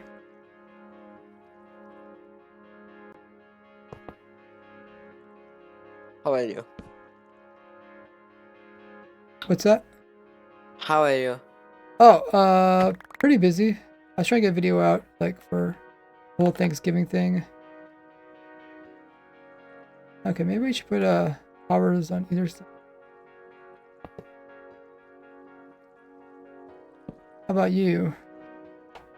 I'm good. I'm good. Thank you. Actually, can't wait till, like, Mojang goes on Christmas break, because then it'll give me time to get updated stuff.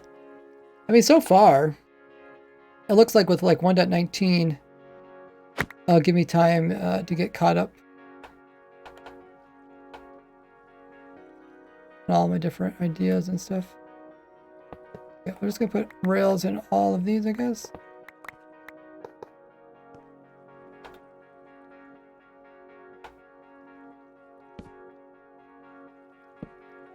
You guys have any plans for Christmas vacation? Anything special?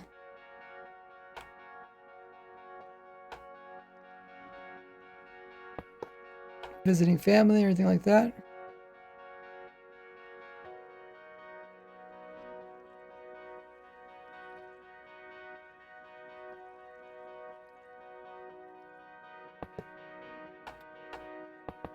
Not sure if I'm doing anything this year.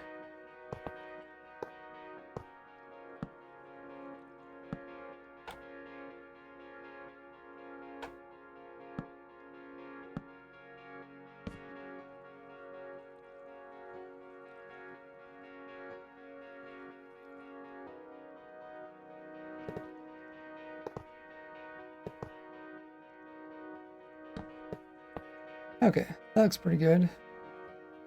Power. All of those. And okay. Hopefully that makes it now.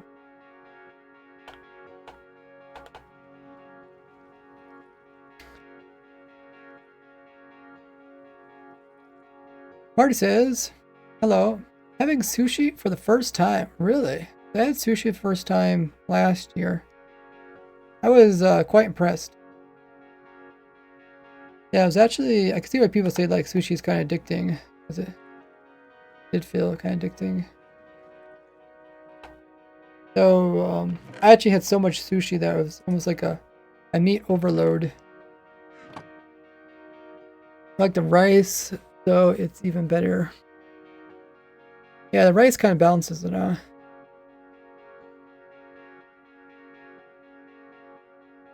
Oh wait, did announcements come through?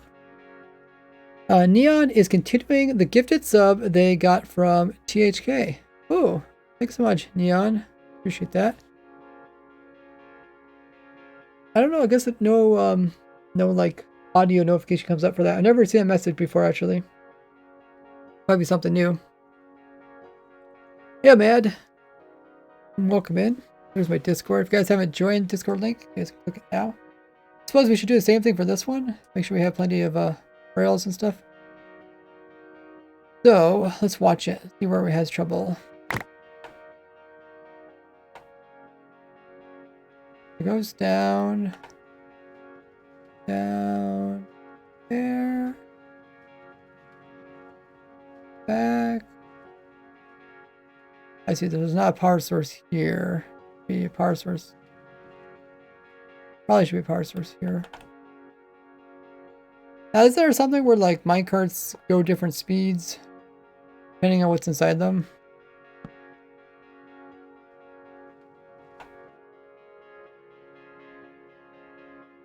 I think they can.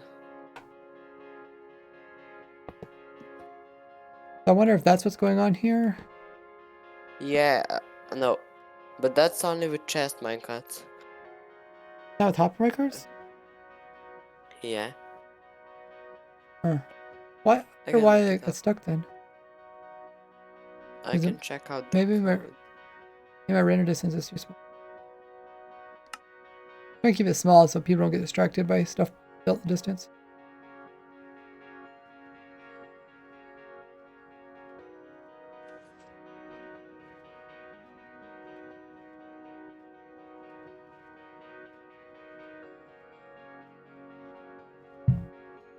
Okay, I'm gonna record.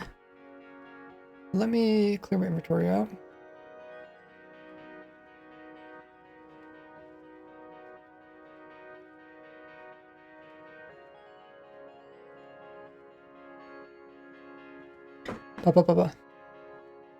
So with these, it works similar to my bamboo farm. Once one of the crops here grows so tall, so like the bamboo gets up to here, it's going to activate some redstone through this observer here, which is going to start up this fly machine.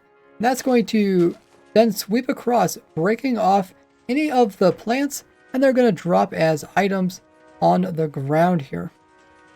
You can make this as long as you want, as long as it's inside of... You can make this setup here as long as you want. Once it gets to the end here, we then have a small redstone contraption, which will then activate and send it back to its resting station.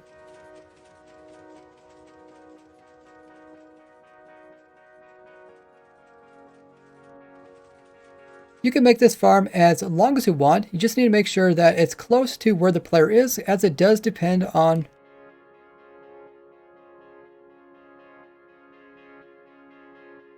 what's it called? Random ticks? Random ticks, random ticks. Random Yeah, ticks, yeah. I think. As it depends on random ticks. Now, once it gets to end, it's going to activate this hopper minecart, which is going to come in and pick up all of the items. If you make the farm a little bit too big, it won't be, the hopper minecart won't be able to pick up all the items. So I try to keep it this length.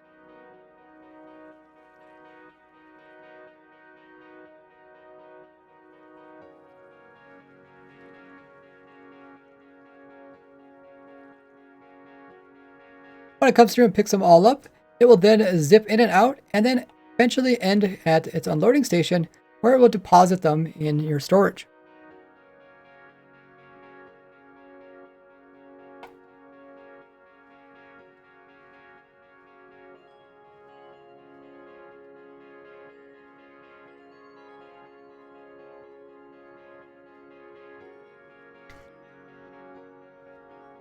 The pumpkin melon one works very similar, except it detects this change that occurs to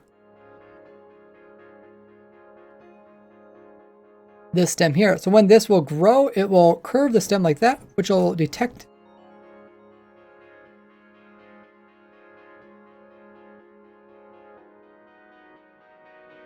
And this will send a redstone signal to the fly machine, which will come through and break off the melons. And then it will also push the actual items along.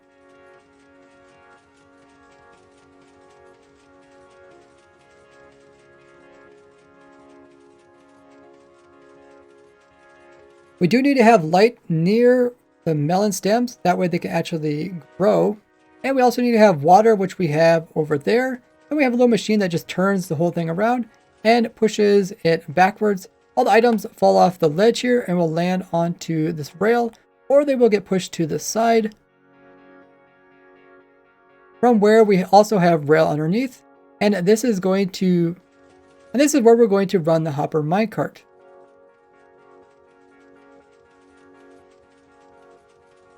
Once it reaches the end, it's going to dock and then activate the hopper minecart, which is going to come in and pick up all the items.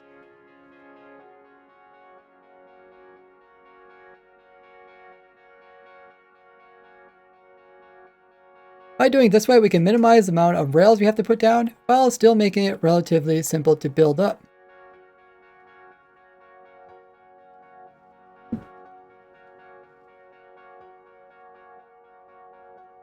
And just like the other one, it will automatically come and unload all its stuff.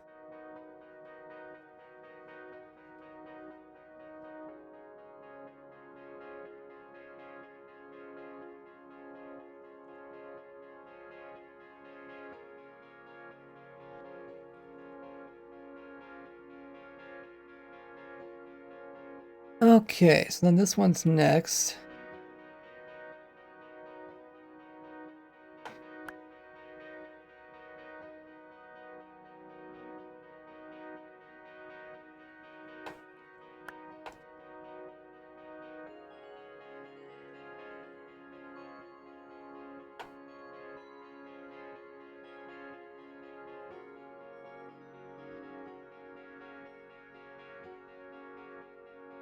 Okay, we'll also record this one.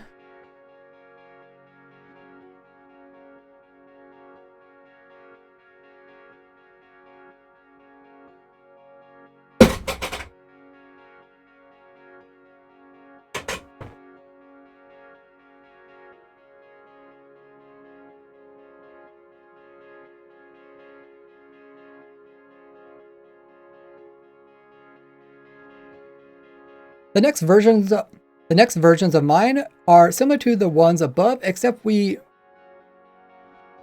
remove the rails and instead have the hopper minecarts on the actual flying machines.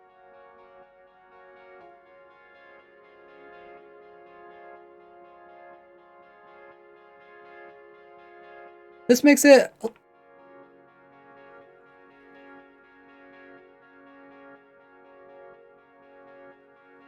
the overall build a lot smaller, and this makes the overall build a bit cheaper, but it's a little bit harder to actually get the minecarts inside there. It works the same way as the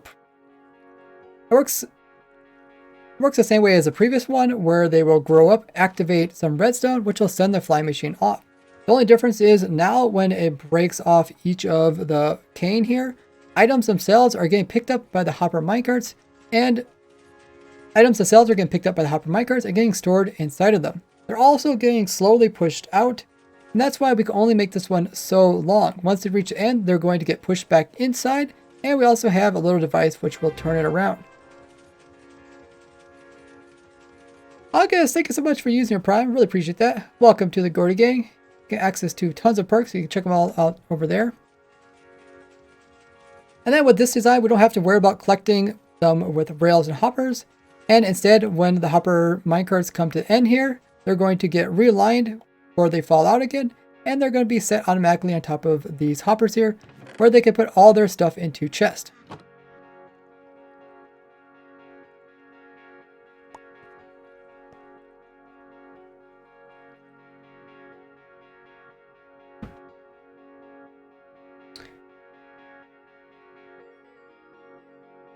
Augusto!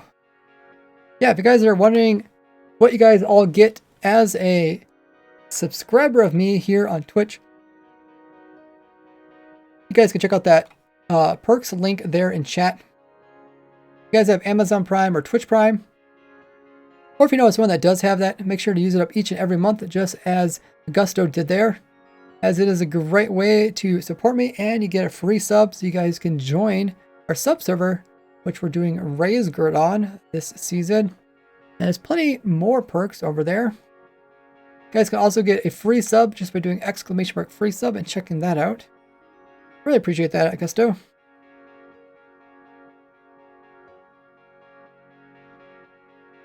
The only downside to a Prime is you do need to remember to renew it each and every month.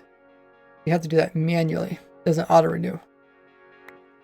I appreciate everybody who uses theirs to support me. It does help me out financially as well. Oh yeah, there's the free sub link if you guys are curious how that works. Okay, so I'll record this one next. We're also getting a bit closer to our sub goal in the top right hand corner. Trying to reach our sub goal of 100. So thank you everyone who's helping out with that. Let's record this one.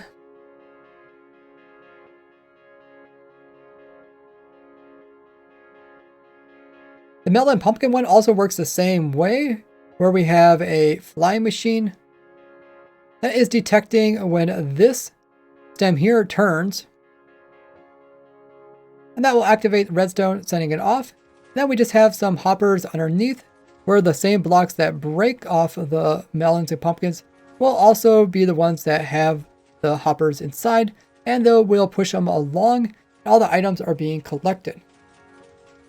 We also do have light, but I put it up here so it's a little bit slimmer, and you don't have to worry about having the rails and hopper minecars underneath. There's less blocks to place down as well. At the end, we also have a little device which turns it around, and we make sure to realign the hoppers both directions, because if you go too far, they do slowly move outwards. As you can see, they can end up getting pushed outwards.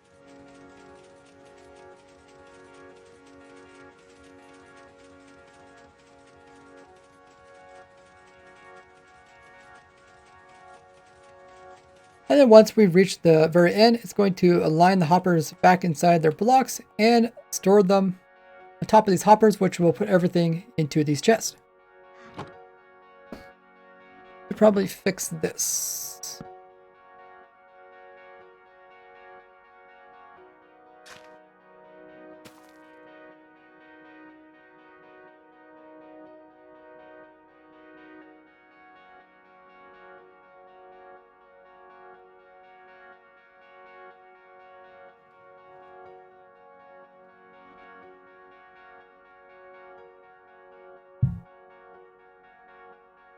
One, two, three, four, five.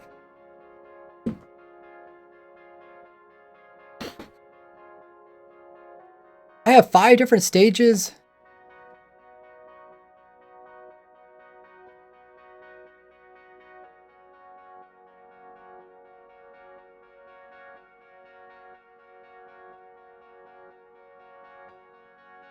I have 5 different stages of pumpkins, melons, as well as sugarcane farms, from early game all the way down to late game, as well as being efficient.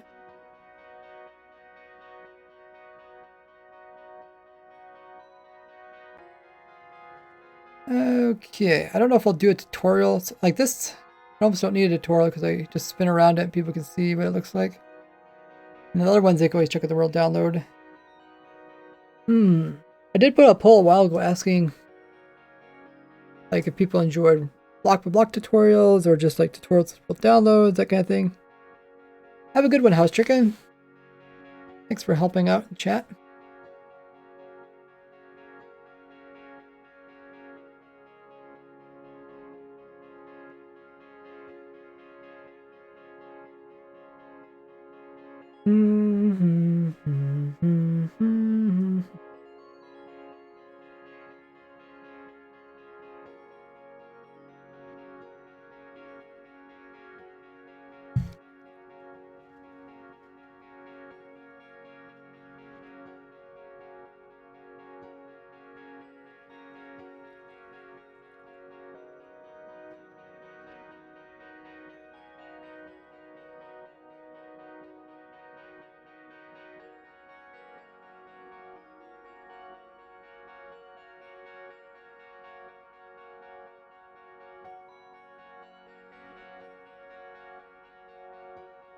Hey Kaivan, using a Steam controller. Yeah, that's actually really nice. Just wish it was a little bit more robust. I dropped it a couple times and now sometimes the cord doesn't quite work. And you can see also the gyro. The gyro hops around my hotbar without me actually doing too much. Sometimes I just barely move it side to side. I don't think you can see the gyro. I could add an extra plugin. That will show the gyro in the bottom left, the bottom right. But I think it just looked like it took up too much room, so I didn't put it in there. So yeah, that is that recorded.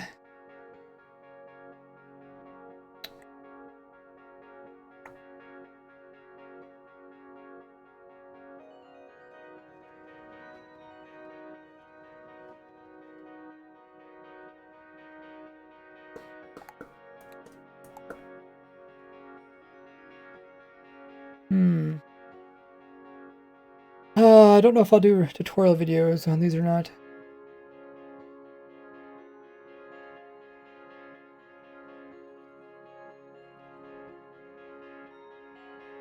because I have, like I said, what did I say? I have 5 different types? So I have 5 different types, so it's like, which ones do I do a tutorial on? Probably would, like this one's so simple that people can see it. I feel like these are simple that people could just pause the video and see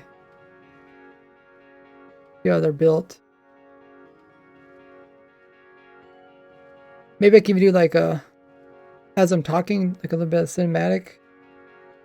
And then these probably get to the point where people want a tutorial. Then I'm like, oh, I can just use a world download, which will provide, and then you'll literally fly in here and just see how everything is.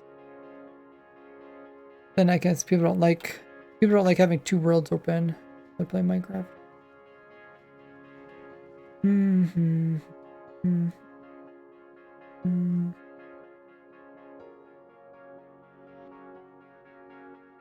I know Godly will be happy. Godly helps me with the farm everything document, and I don't have a nice video that kind of explains my pumpkin and melon and sugarcane farm.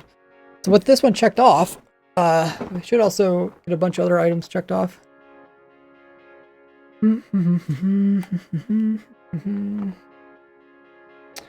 I guess besides this, what is else on my tutorial or on my list?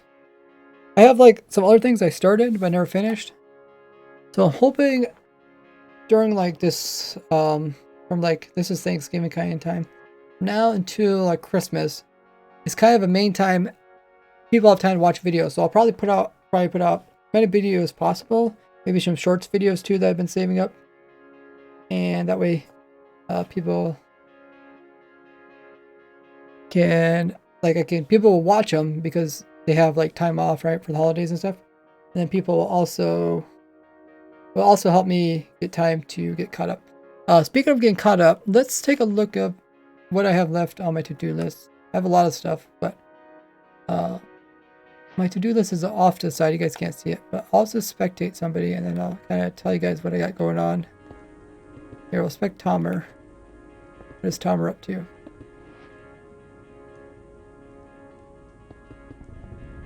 Oh, who's down here? Oh, I'm making different types of beacons. Okay, we'll spectate them. So, I'll watch them. They're working on some kind of like map. Creepypasta kind of map.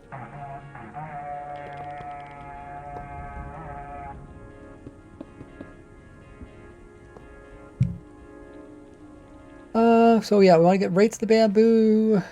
And then also melon, pumpkin, cane farms. Let me get a rate of those.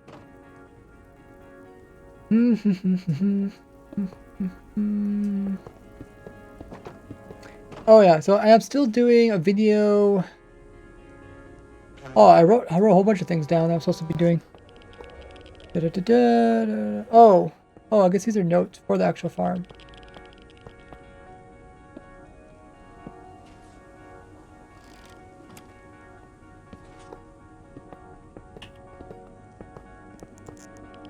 Talk about how the mud is lower, it picks up stuff. Mud, root, rows, dirt types, waterlogged roots. Waterlogged roots leaves. They talk about that. Iron, use quartz, nether. Iron. Oh, I guess this is how much would it cost to build it. The iron plus iron and quartz. Hopefully I can talk about how to get the iron and quartz. Maybe.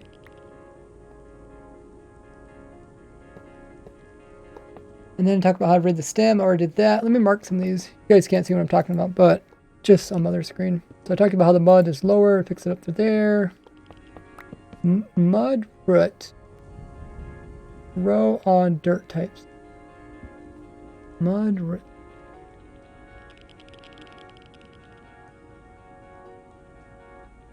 So I think I wrote notes trying to tell myself that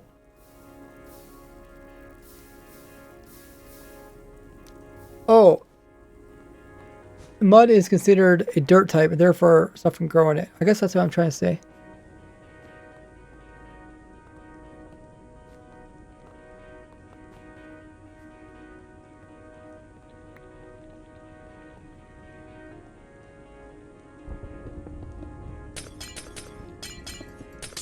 Hey, 10th. So I probably should record that. I talked about the waterlog roots or leaves.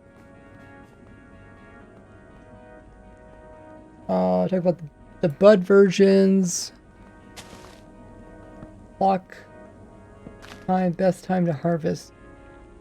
I guess yeah, I could talk about that. Open melon, garden. That best Hadrid for pumpkins, cane. Keep it simple. You could build another in that time. Or farmland, keep it simple. Hopper cart. Pumpkin is directional. Oh yeah, true.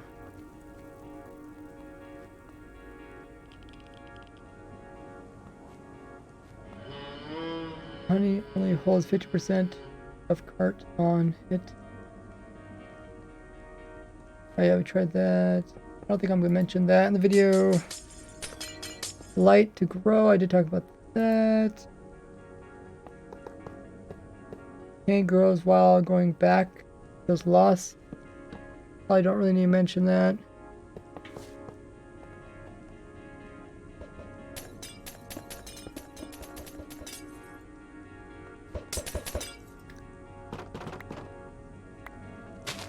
Hello, Ace Cat. Welcome in. New introductions. Yeah, I also have a help channel if you guys need help with something. If you guys don't get help in a couple days, you guys can ping me.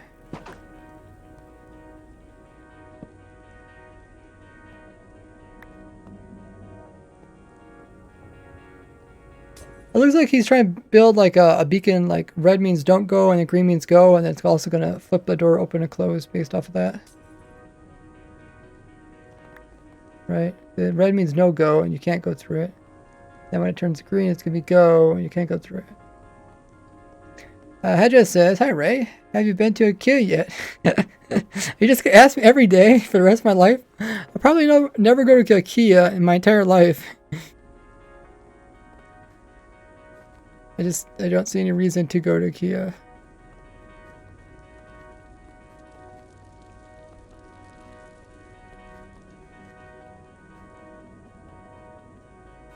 Can you make sure people that can't crouch through it?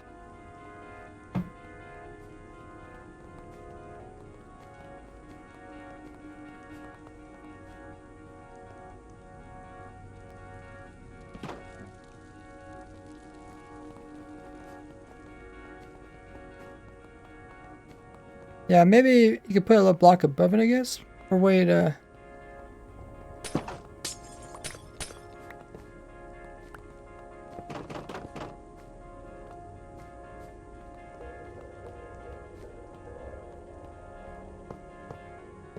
There you go. And then now I think you have to crouch in order to go through it. Don't open the trap, open the gates.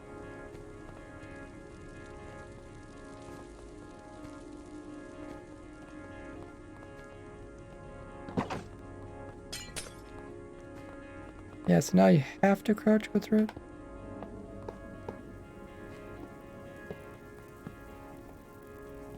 I guess I kind of like it the way before. And just don't crouch.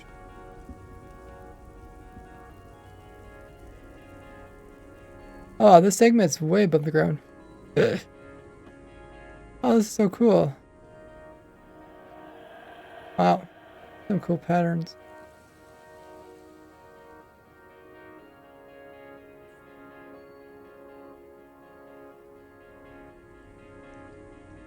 How'd you say a stream of Ray going to IKEA? Dude, you're just gonna watch me for 400 miles just driving to nearest IKEA. I don't think that'd be fascinating.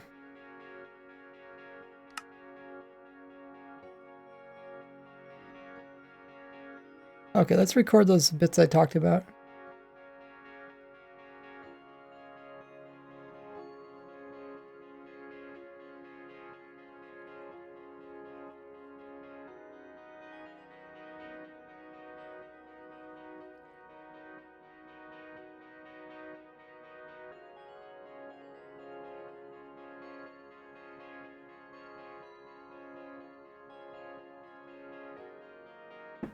These two styles are also more clean looking and could be integrated as a open garden.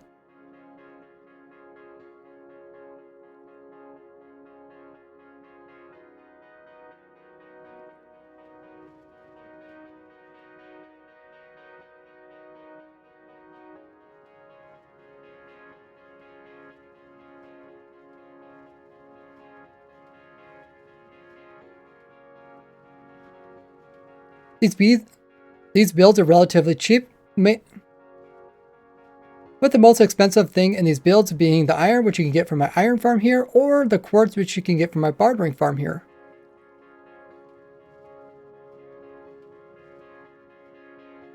Okay, so I talked about that. Next thing to talk about is, oh yeah, the dirt. And mud is considered a type of dirt, meaning that things like cane can be grown on it, as well as pumpkins will actually. Meaning that cane and pumpkins and melons will actually grow on top of it.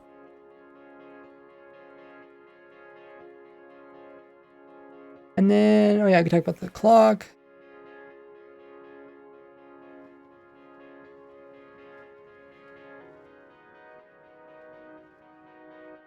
Alternatively, instead of using an observer to send it off, you could also hook this up to a clock and time it just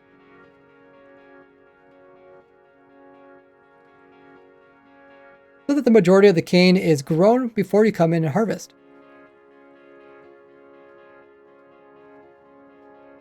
Talked about that. Best pattern.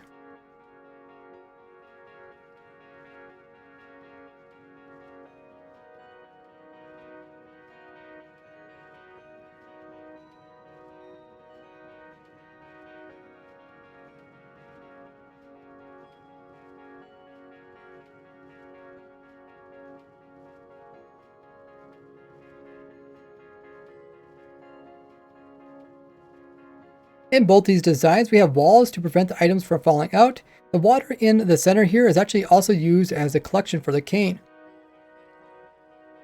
And the pattern which I use is just the most efficient, so we can easily run fly machines through here.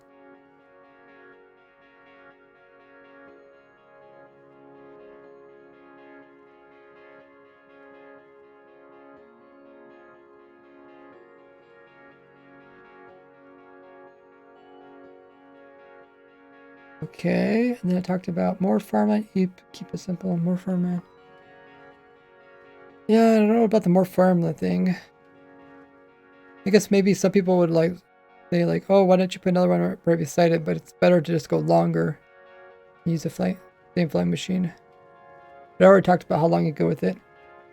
And then yeah, I think that's all the main things I want to talk about it. Of course, you still got to figure out the rates. Talk about those. The controller, I mean, you could purchase a controller. They're used controllers. I'm kind of disappointed because like I did a lot of research. Like I researched for like 3 months on controllers because I play a lot of Minecraft. And over time you can get strains in your arms.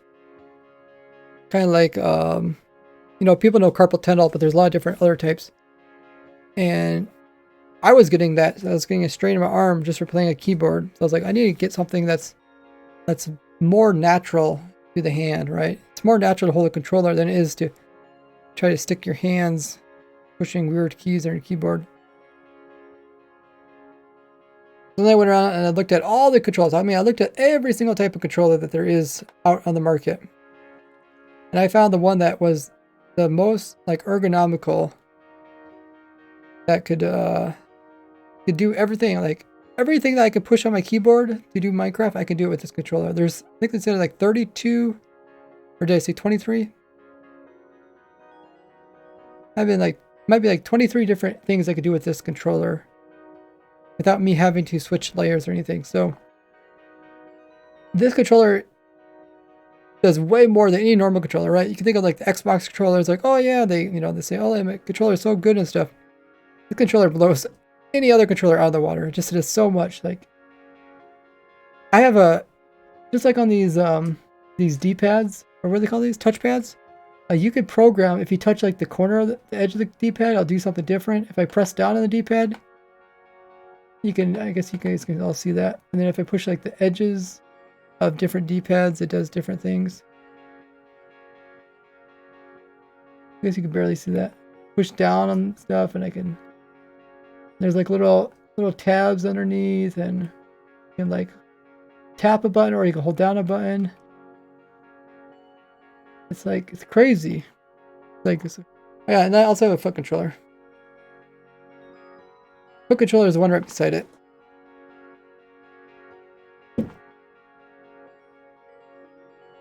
Yeah, the foot controller can do 8 different things. Like everything I'm doing right now, I'm just doing with my feet. So I'm literally playing Minecraft with my feet. And this is really nice too, because then what it does is it reduces the amount of strain that I have to put on my arms, and it kind of like the whole reason why you get injuries is typically when it comes to repetitive strain injuries, it's like you're doing the same thing the same way over and over again. And the way to stop that is to like mix up what you're doing. So by mixing it up, like sometimes I'm using my feet to do stuff and sometimes using my hands, it kind of splits the workload. So a lot of times I'm just like moving back and forth, just kind of looking at stuff from different angles, trying to get ideas. Then I can do that with my feet rather than constantly doing all these updates with my hands and hurting my hands over time. I mean, the idea is like if you're planning to be working with computers and playing on computers for like your entire life, you kind of have to think ahead. Like, yeah, should probably invest in, keeping your body healthy. It's like how expensive is it when your body breaks, when you get like repetitive strain injuries and stuff? Like, think how expensive that is. That's really expensive. So even though the controller costs $80 just because it was out of production, and the foot controller costs $100, but it's like $100 is cheap compared to going to the hospital or being in pain for your rest of life. You have to take pain medication. So it's like kind of a smart investment. Hey, Talon. So far, everything looks pretty good. Yeah, the round one is the foot controller. I know that link doesn't work, but I have yet to get in contact with them. So we recorded the majority of this, and I recorded that farm, and we also got the lathe farm, so I should have a good start on my recordings for a while.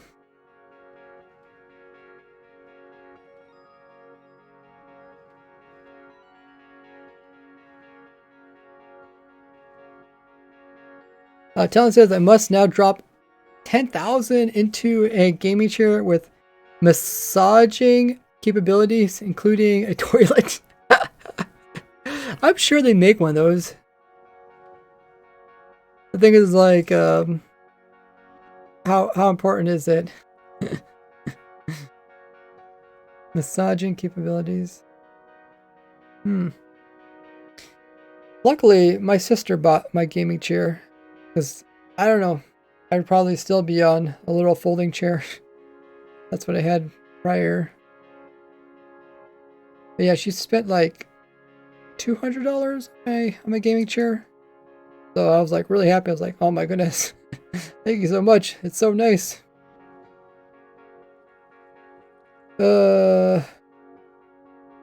If it's real, oh, I'm sure it is real. If it's not real, someone would custom build it for you. I'm sure they'd custom build you that for $10,000.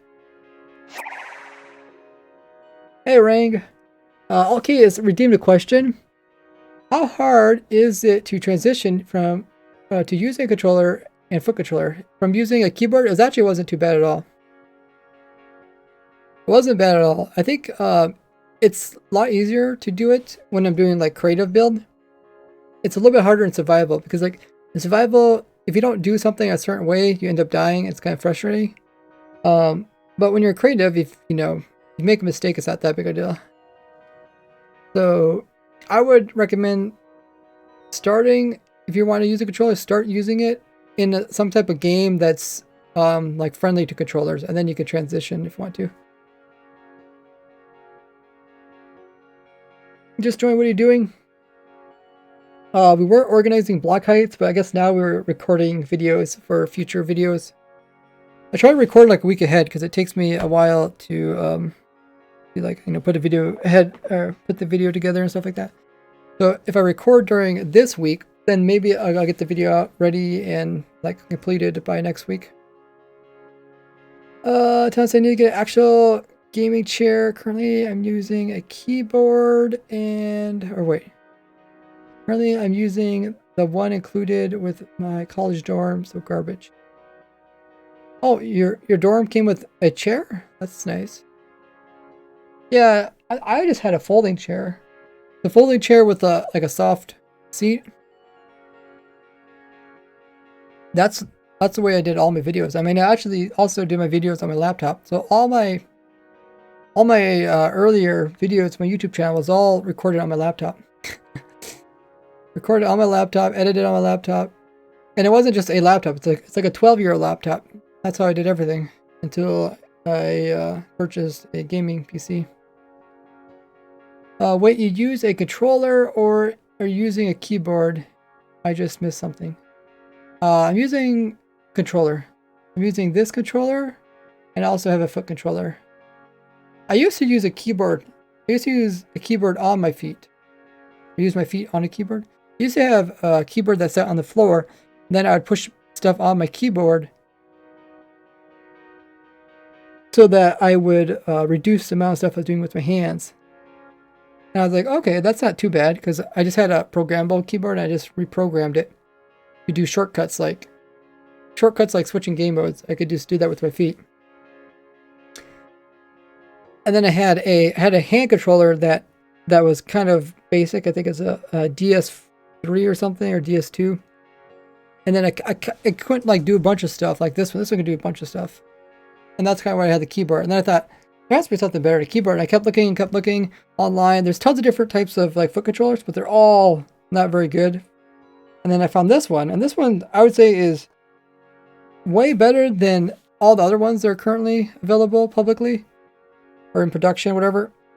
It still has some things it could improve on, which they are doing that. But I haven't like been in contact with them for a while. But I purchased one of them and then I was like, hey, I really like this. And then they're like, oh, cool. They're like, hey, we'll give you another one for free. So I actually got two of them. So I could actually put one in each foot. And I was thinking about doing a video like that. But I haven't been able to get contact with them again. So I'd like to do some kind of collab with that. Hey, Void. How did you start editing? I used Movie Maker. Windows Movie Maker. You know what Windows Movie Maker is? It's a free program. If you have Windows, you can get it, I think. And yeah, that's all it was. Pretty much all you do in that video in Windows Movie Maker is you can cut stuff, right? You can make it longer, shorter. You can make splits. Really basic. That's all I needed, right? Didn't really need anything else. Don't edit my videos. I would recommend. Oh, why is this laggy over? I wonder if there's too many entities. 200 entities. I would say I'd recommend editing your videos, but not like going extreme. Just to make sure you remove like the weird stuff. No, but I've been told a lot of people that it would enhance my videos. Yeah, I mean, if you just edit a little bit, it'll make a world of difference. Hey, Eggel's. In Windows 10, there is a Clipchamp as default editor. Okay. I mean, you can use any type of editor online. There's free ones. I mean, like, that's literally how I got started. I just, whatever I had. I mean, to this day, I mostly try to use free stuff because I just don't make much money off of YouTube to actually purchase anything. I think it looks into that when I have time. Yeah. Yeah, there's some people that go way beyond for editing.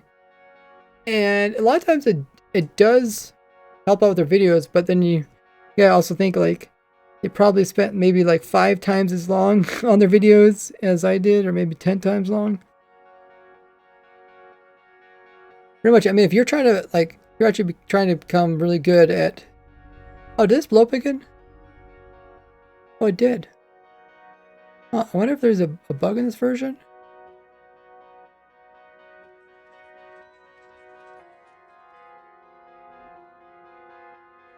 Might also be because I turned this down and I turned this render distance lower than the sim distance.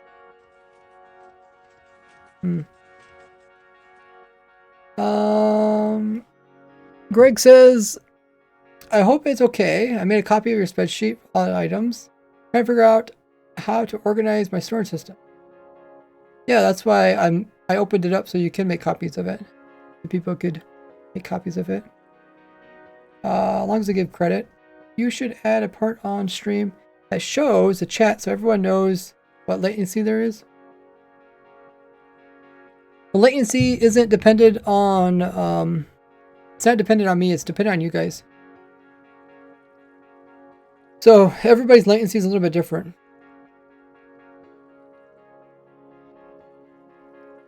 But I don't have the chat on screen because it just takes up more room.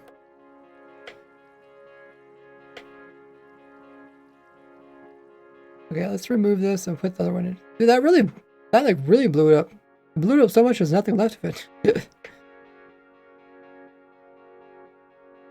Yeah, I mean the latency, there is like no latency like on like Twitch says like, hey, do you want there to be latency on your stream? And I said no. So there's essentially no latency. The only latency is traveling to your location.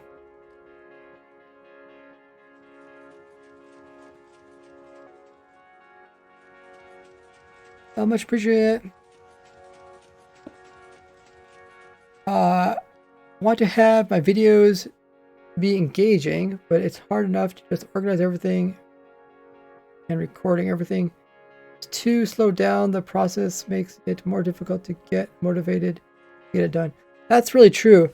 Yeah, sometimes if you try to put like so much crazy editing and stuff into your video, you know that there's gonna be so much work to do. You don't even want to get started. Just like, I don't even want to get started because that's one reason.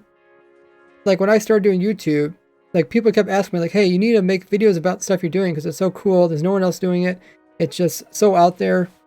And I'm thinking, oh, do I really want to do it? And I was like, okay, I'm just going to start by doing something really small and something really simple. And then I did the video about my brewing system, which is like the smallest brewing system. And I made a second video about that later on, which still to this day, I think it's the smallest brewing system. Yeah, just start out. You just gotta actually start out by doing something. It doesn't have to be perfect. Because like you always think like, if you always think that you have to get to this perfect result, you're never gonna get started. Seeing most recent instant minecart unloading. Interested amount of farms you make.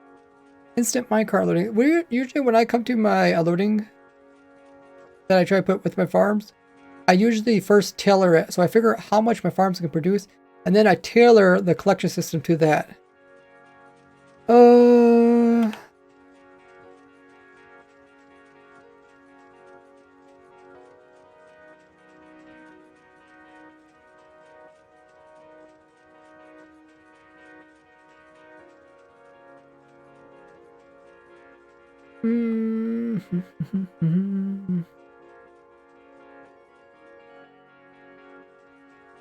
I think we could start this back up again.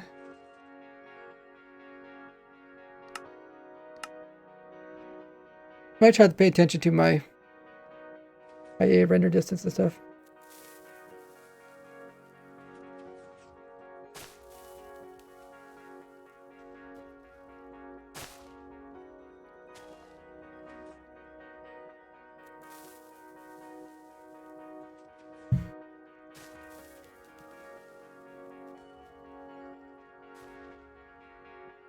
Okay, let's see if we walk away if it blows up again.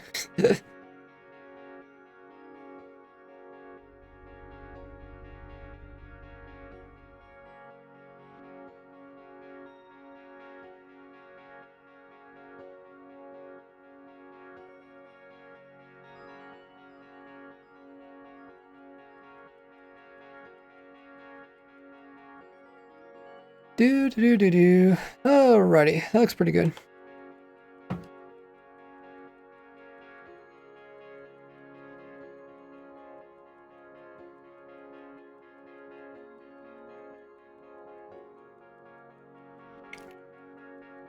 Okay, so if you guys haven't already clicked all my social links, they are there in the chat, also on screen. Click them all, join them all. We're going to find somebody to raid, so stick around. Don't leave yet. We can all raid fellow Minecrafter, give them some support here on Twitch. Have been streaming for over 2 hours, and I do have some family stuff I need to do. So we are going to see who's all active. Got a lot of people playing some Minecraft today.